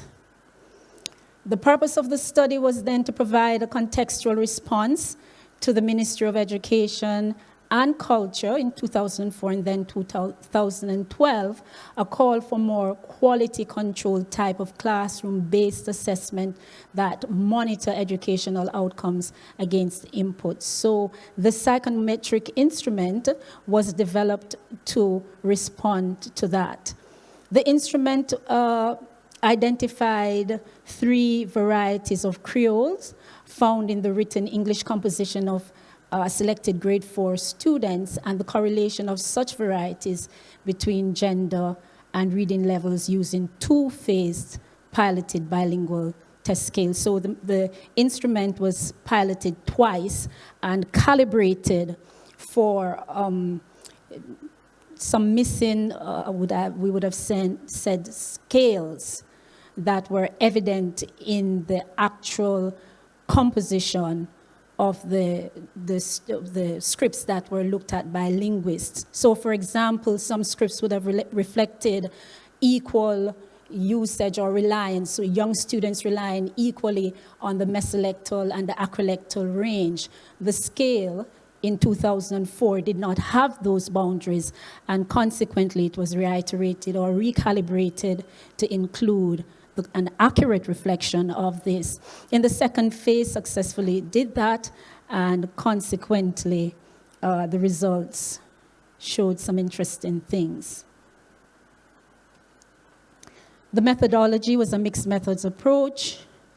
The study used 110 students, as well as their English language arts teachers from 3 primary schools from across 3 parishes within Jamaica. The instrument, an observational checklist, a written English composition question demanding 150 words from the grade 4 participants, a student questionnaire that consisted of open and close-ended questions, and there were very varied types of questions. And of course, developed bilingual test scales and a bilingual rubric. The data were first extracted from the written English composition using the bilingual test scale. So the one that was recalibrated in the second pilot, it was used to extract and or to identify quite accurately the different lexs that these grade 4 students were relying on. And I caution the conversation to say that this research centered primarily around grade 4 students that are in the discussion. No extrapolation of ideas and association of any readings were made or ought to be made. The scale looks like that. It's based on Rash's model of proportionality and Lakert's scale. 2 minutes, I'm told. Very in-depth research in terms of explaining the mathematical principles behind it, but it is grounded in Rash's model that use a categorical scale to measure how the acrolect, mesolect, and baselect actually operates within the Jamaican speech community, and that this scale is also aligned to the theory that has to do with the continuum theory, that language in the Jamaican context exists on a continuum. A disclaimer, that's not the only theory to represent the real realities of the Jamaican language situation, but this paper focused on the continuum theory, and the scale was developed along that theory line. The findings, finally, that the standard deviation between lex by gender was attained using a two-way ANOVA, and that it came out to be 2.572. While the reading levels based on the National Diagnostic Reading Test, MDR2, reveals a mean mesolectal frequency of 2.6 for low reading levels amongst boys, as against of course, a mean acrolectal score of 1.92 for low reading levels amongst girls. So in other words, we found that even though the reading levels were low amongst girls, they were relying more on the acrolectal variety than the boys who were relying on the mesolectal variety. Finally, it was revealed that in Jamaica, grade 4 boys and girls rely on 3 bilingual strands differently by reading levels. The implications of the study could be far-reaching for educational equity policy, gender-based violence, and artificial intelligence. I would leave it at that. I had asked that the reference be shared towards the end. The Artificial Intelligence Association has really to do with the evidence that there is a concept such as the language of mathematics and the mathematics of language. The paper explores that concept very carefully, that there is a correlation between language and mathematics. However, both are distinctly different media and should not be construed to be correlational. However, each can be used to capture abstract concepts differently. So language can be used to capture mathematical concepts, while mathematical concepts can be used to capture technical linguistic concepts. This paper relies upon that capture. It exists. There are persons such as Manister and Ramana, 1987, that speaks to the existence of mathematics of language, and they say that he says that it uses It's the use of techniques developed in a variety of branches of pure and applied mathematics, including logistics and the theory of computation, in the discovery and articulation of insights into the structure of language. And of course, I did say that the actual mathematical technique relied upon Rash's model for insight, and by using that model, it was able to computate the correlation that exists between these common legs, the acrolect, the mesolect, and basolect, within the speech community, the Jamaican speech community of many of our Jamaican grade 4 students. I thank you. That's it.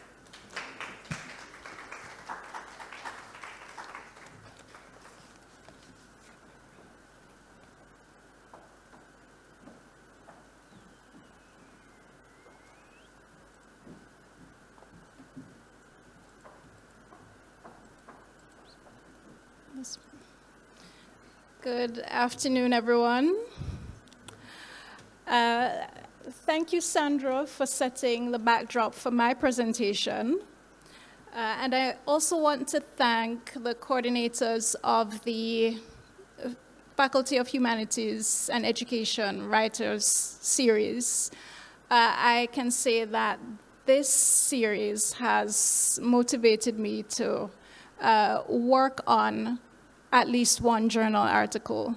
And this presentation is based on the article that I hope to complete and have published quite soon. So Sandra had just presented on the problems that Jamaican children are having in their use of language, particularly English. So my presentation is going to focus on phonological development. That is how children are formulating a sound system of the languages or the lex, as you were introduced to earlier by Sandra. How they manipulate this and what it is that they are doing in terms of what decisions they're making, in terms of which forms to use. Now, my presentation is entitled The Phonological Development in Jamaican Children, the Case of the Good English Vowel. And if I didn't introduce myself before, I am Tanya Wilkins Miller. So this is the outline. Let me go through it quickly. I'll present the background, aims, participants, instruments, findings, and conclusion. Now, all of these are preliminary because my findings, well, I'll present a descriptive analysis of the data. So variation or variability is it's inherent in language, not just languages in the Caribbean. It's inherent in all language or in all spaces where we have speakers. So this is no different for Jamaica. What complicates matters is that we're dealing with different varieties. So here you can see that we're looking at Jamaican English and Jamaican Creole. And you see the arrows going, they're basically circular, saying that there is influence of each variety on the other. So Jamaican English influences Jamaican Creole, and Jamaican Creole influences Jamaican English. And earlier you were told that one of the ways in which the situation in Jamaica is labeled is that of a continuum. So linguists don't all agree on the label to apply to the language situation in Jamaica. So we have the Creole continuum, and you're familiar with the basilect at one end, the mesolect in the middle, and the acrolect at the end. Bailey does not subscribe to that kind of continuum, even though there's an understanding that there is some mixture. But she labeled the system as bilingual. And so if the speech has more features of English, then it's English. If it has more features of Creole, then it's Creole.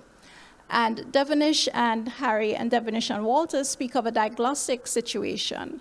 And this speaks to the forms having particular purposes within the society or different functions within the society. So there are all these variable forms, and we can agree that there exists Jamaican English, there exists Jamaican Creole, and there are several intermediate varieties. But these varieties are assigned social value. And so they have implications for whether you're seen as intelligent or whether you may be seen as having good socioeconomic well-being. And children have to navigate that. And don't think that they're not internalizing all of that at a very early age. Now, what is it that is presented at school? What is supposed to be the language at school? Well, this is our idealized version of it. I'm sorry that this isn't coming out very well, but what is highlighted is competent in the use of SJE, use of standard Jamaican English, help them to move gradually towards standard English, so we can see that the ministry's desire is for children to be competent in standard Jamaican English. There is an understanding that children enter the classroom, many of them enter the classroom with Jamaican Creole, but teachers need to move them from Jamaican Creole towards standard English. Now, standard English or good English, what exactly is that? Well, looking from a phonological perspective, there are certain sounds that will identify Jamaican English as opposed to Jamaican Creole. And I'm going to focus on one of them. Before I speak about the vowel, there are other sounds that you may be familiar with. So the TH sounds are markers of English speech, as opposed to the T and the D of Jamaican Creole. And there are two good English vowels, but I'm focusing on this one, which is it's called the lot vowel. So it's that vowel that you hear in the word lot. And it distinguishes Jamaican English from Jamaican Creole. So we have Irving Sobers, Beckford, Wassink, Mead, Wells, all agreeing that this vowel distinguishes Jamaican English from Jamaican Creole. And Irving Sobers goes further to say that it's not just a distinguishing factor, it is a load-bearing unit, like a load-bearing wall. So it carries the structure of English. It has to bear the weight of English. And so if you don't use it, then you're not speaking good English. Now, the aims of the wider research,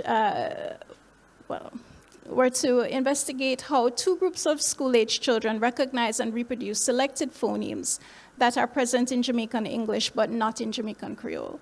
And for this presentation, I'm focusing, as I said before, on the low-back rounded vowel, which is the good English vowel or the load-bearing vowel. The participants, I had 94 children, and this is 94 after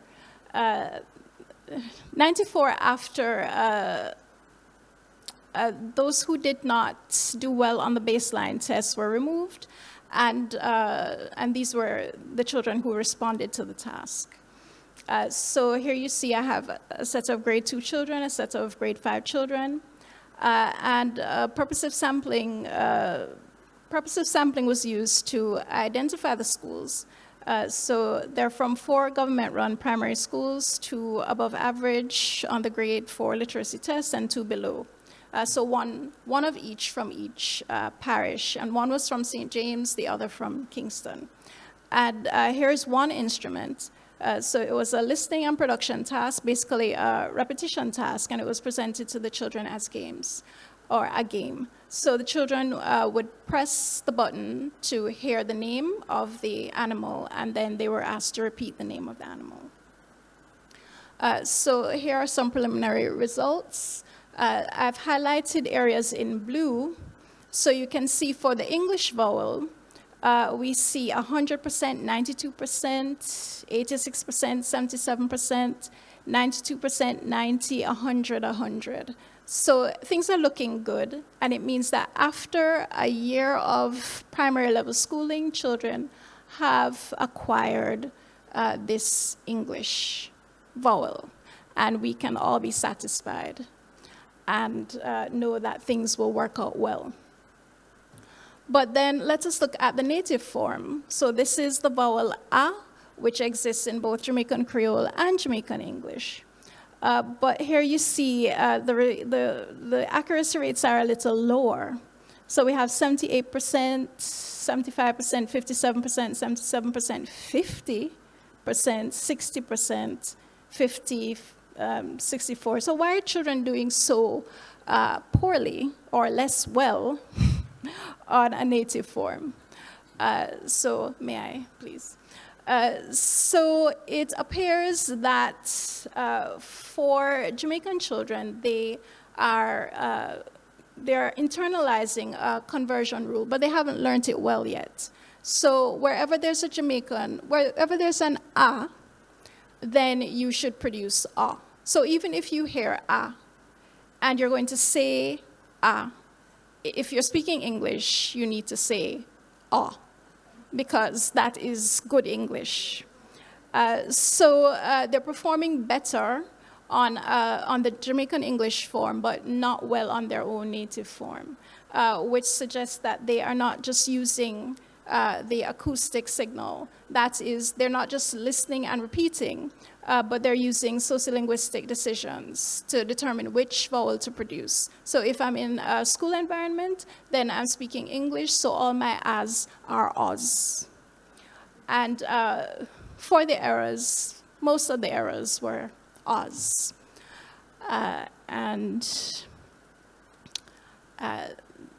That is what I wanted to share with you today.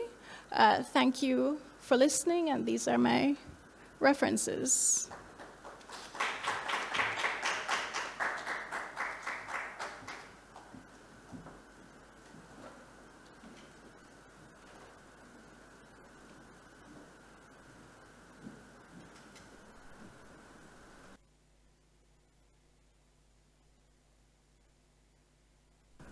I hope you're hearing me clearly. Yes, I'm also hearing that my voice is not 100%, but I'm happy to be here, and I have two of my co-researchers with me, so if it goes totally, they'll pick up where I leave off. So I am but just a small representative of a wider group that is passionate about food and about climate justice. So my talk today is entitled The Role of Plant Heritage Stories and Music in Connecting Caribbean Youth to Climate Justice. Now, as you can see from the board, we are a multidisciplinary group.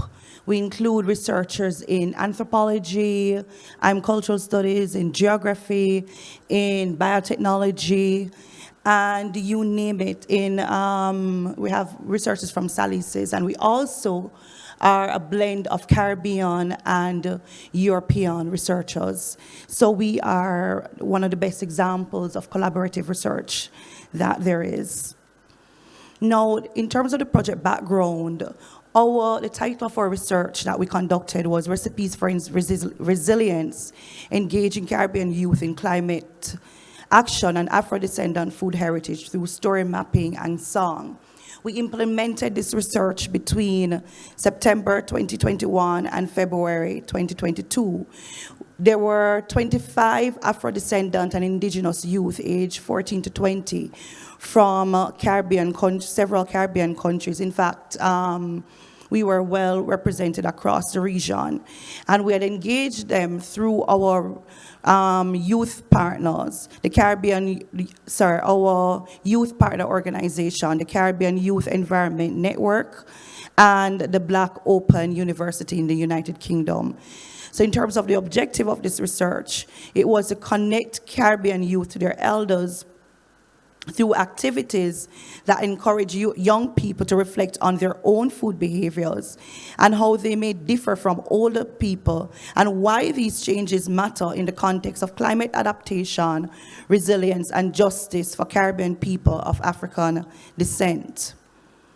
Now, in terms of our project methodology, we use 3 workshops, and in these workshops, even though they were conducted online, they used sensory methods. We included storytelling, we had songs, and youth got to participate not just as a subject and not as the subject or the object of the research, but they also got to lead the research. And we tapped into oral history. There were interviews with elders about foodways, about cooking, about gardening. And the output of the research of this methodology included the story maps, the songs shared publicly, and we have them widely available on a website that I'm going to show you shortly. So our first workshop took place on October 30, 2021, and it was entitled Our Past. We took the approach of walking people from past, present, future. So workshop 2 now was our present, where the young people got to engage about matters that were of significance to them and affecting their lives. And the final one was to use everything that they've done so far to craft and think about a way forward.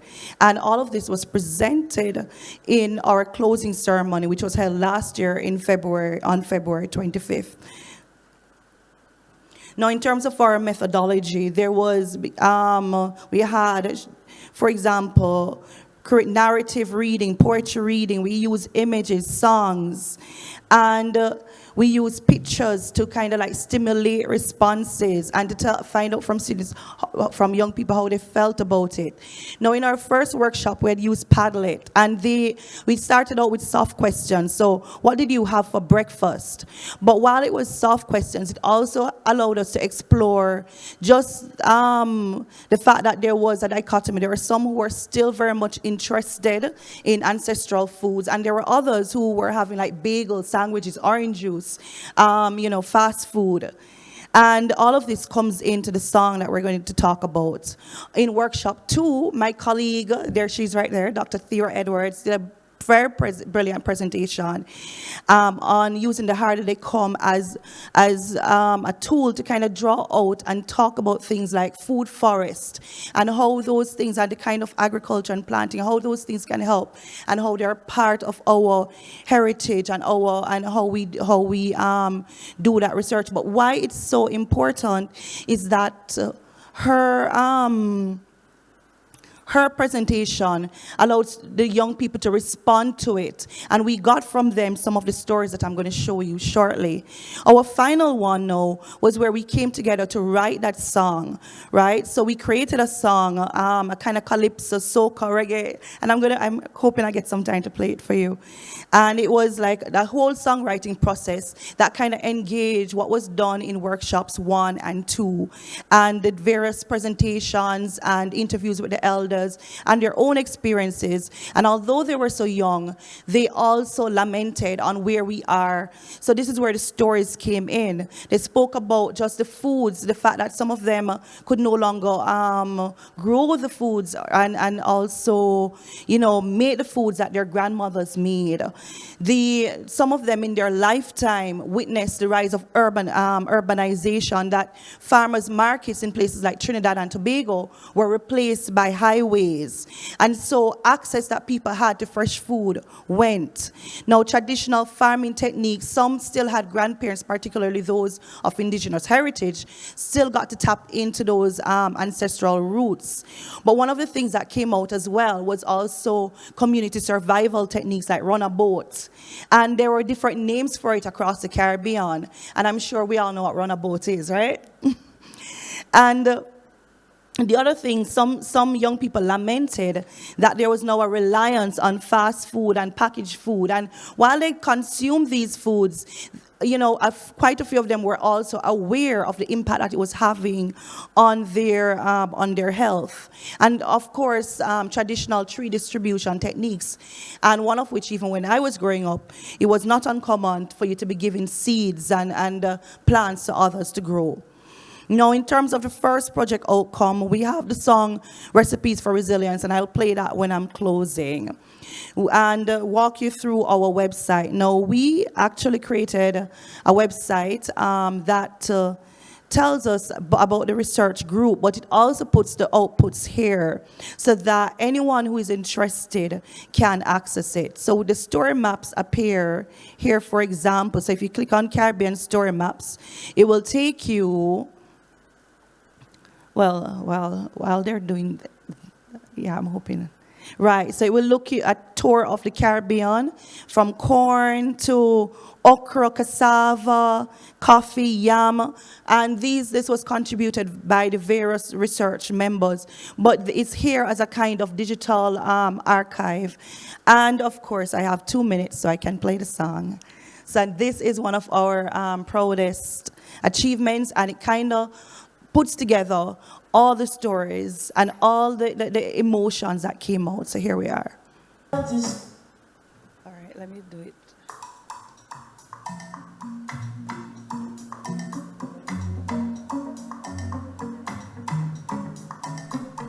Let's talk about how food can connect us all. Let's take them old times so we I could book off the wall. Here is the secret to make sure we fight for all we stay alive. For kitchen gardens, for local foods, highway and houses, food is in my crops. We can't eat Rick, why can't it stop? Prices in, let's run the boat, the love is real. Food should heal, food should heal.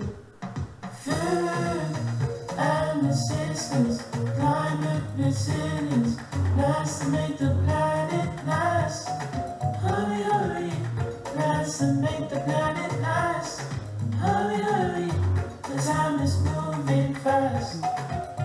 Fast food, slow food, fast food, so good food. Fast food, slow food, fast food, so good food. Hurry, hurry, the time is moving fast.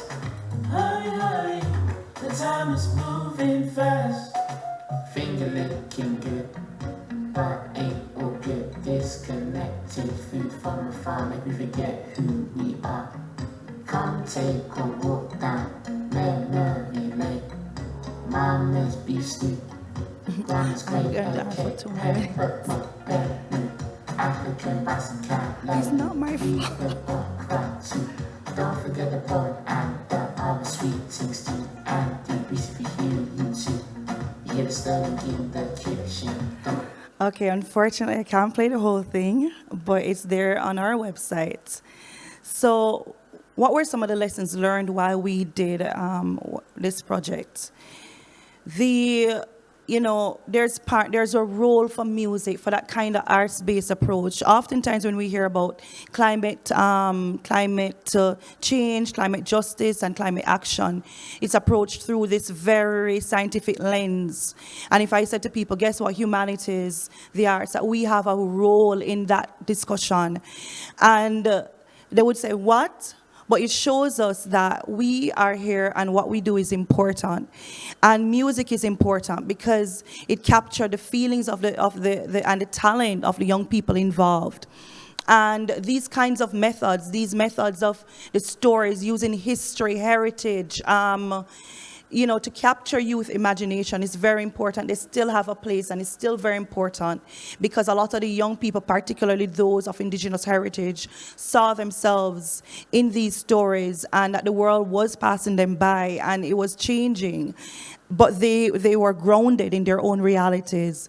And so methods like these and putting people's voices out there. It helps them, you know, in terms of promoting agency, activism. In a world nowadays where it seems that everyone is concerned only with what it is that they you know, about themselves, these kinds of sensory methods and emotiveness basically get the message out there and get youth very much, and their parents and grandparents involved. So overall, the humanities disciplines are critical to engagement with current Caribbean phenomena such as climate change.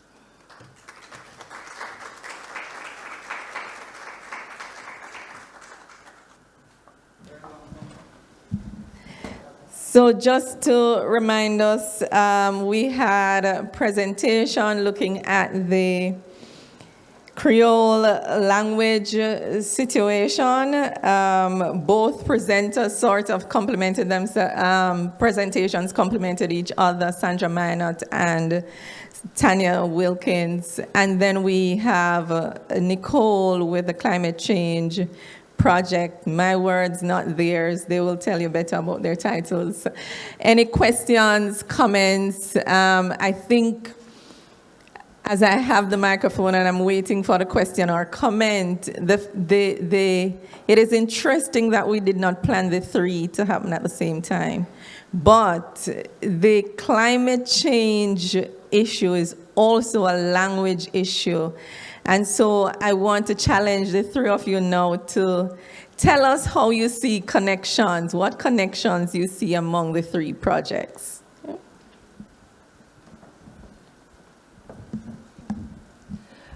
Well, I would say, let me first say that I didn't think that there was such a connection between language and climate change, even though language permeates everything. And in order for us to communicate, we'll have to communicate through a shared language.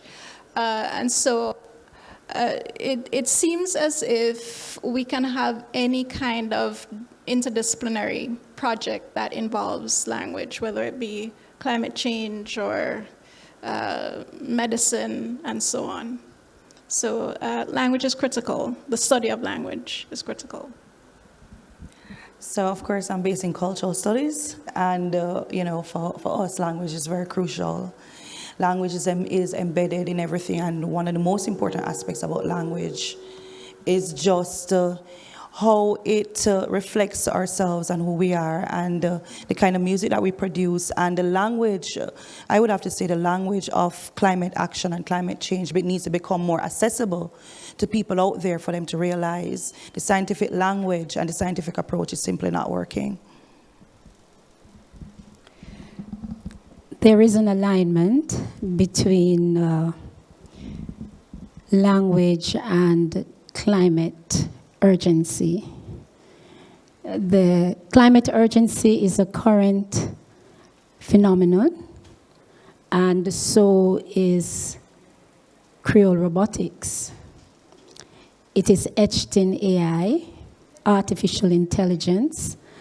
There is a correlation by allowing the advancement and development of Creole robotics. We create a platform that is culturally available to our target audience here in Jamaica. And on that platform, we certainly could use many of the oral traditions and storytelling and the run the boat and games that challenge their intellect in what to do if Farmer Joe orange dried up or the lime tree will not grow. Certainly, Creole robotics would have provided a platform, especially for us in the Caribbean, more so Jamaica. So there is indeed a direct correlation.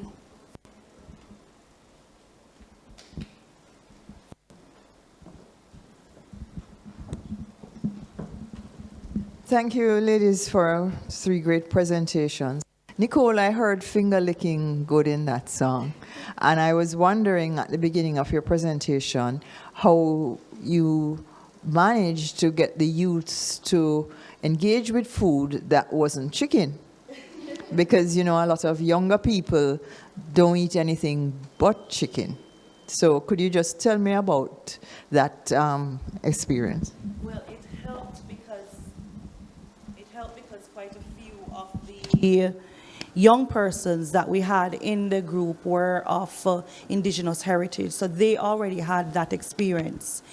But I have to admit that some of the young people, it was only when they spoke to them, like in the second workshop after they had spoken with their grandparents, that there was an interest, a broader based interest. The first day when they had like breakfast, you had some, like it was something to do with saltfish and so on, but it was a lot of egg, bread, porridge, and when by porridge you're talking oatmeal.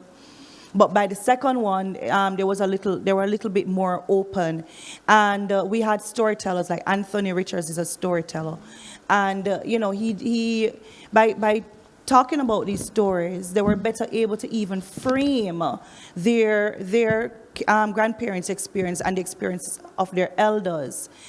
But the reality is, fast food is fast food because it's also convenient food. Is it killing us? Yes. So it's kind of hard, but we actually have a follow-up research project now, which we're working with the Jamaica Hummingbird, Taino, and Maroons group, and we're trying to extend and that kind of Afro-descendant heritage, and working as well with the 4-H club, and seeing how best we can expand. We're doing a cookbook. We're working on a cookbook right now of Afro-descendant food and trying to make it very accessible. So we're, can only do our part in the tiny world. Excellent. Great question, Dr. May I just invite my partner in crime to come up here? Yes, I think more recently I've been reflecting on the whole matter of climate change, climate justice, and I think we have to move it a little bit more outside of the science realm and connect it to the humanities, because it's a broad issue. It's not just for the scientists or the geographers and so on. It's for all of us. So how we talk about it, how we produce materials surrounding it, and so on, that's important. So I just want to commend the group for doing that work. It's really important.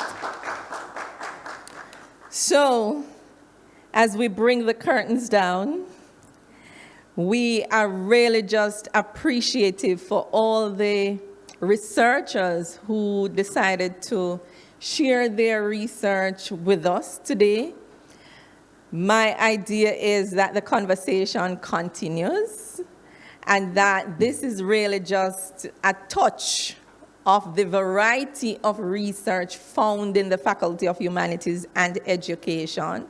We started out this morning reminding ourselves and others that we are resilient and we are creative, and we would have ended the session showcasing some of the creative works that we have been doing to showcase our indigenous selves, if I may put it that way. And so I'm going to ask Sonia Stanley-Naya if she has closing comments that she wants to offer to.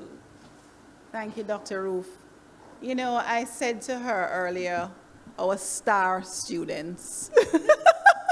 And I was referring to, just the way in which people who participated, people in particular who participated in the writing series, how much they opened themselves, one, to be vulnerable, two, to dig deep inside themselves, and three, to want to be visible in terms of that vulnerability and inward stretch.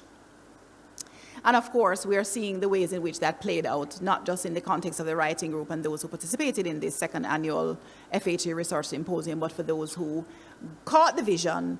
And in the context of this second annual Research Symposium, we have built a bigger audience. We have built a bigger we've made more noise about the need to showcase the research in our faculty. And what did we say this morning? Two important things. What doesn't get reported, doesn't get counted, and therefore isn't visible. And so we are going to drive conversation in the public domain. We are going to build research teams.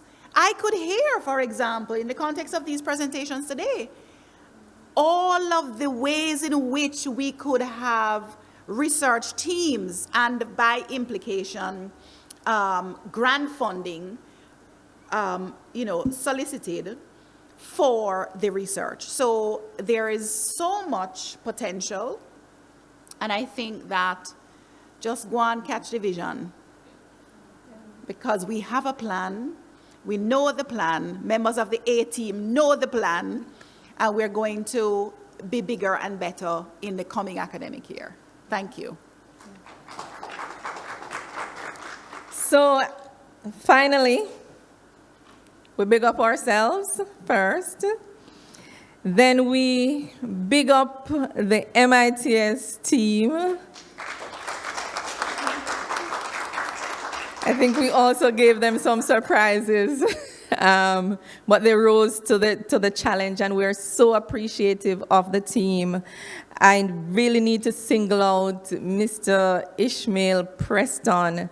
I don't know how he does it. He's everywhere. He monitors all of these activities, and he's always so calm and willing to support. So we really want to appreciate colleagues, who we have in our midst like that. So thank you, Mr. Preston and team. Mrs. Sophia Hales Johnson from the faculty office, Miss Katie and Hussey, Mrs. Rudian Copeland, Dennis Copeland, Mr. Peter Watson, and importantly, our graduate students who volunteer just to support the initiatives and the activities. Mrs. Yvonne Nicholson, monitoring the YouTube over there quietly and at sometimes had to speak. We really do appreciate the work that you do. Our members who just came out to support, members of the audience, heads of departments, deans, our principal was here this morning, our director of graduate studies. We value you, we appreciate you, and the conversation continues. Walk good.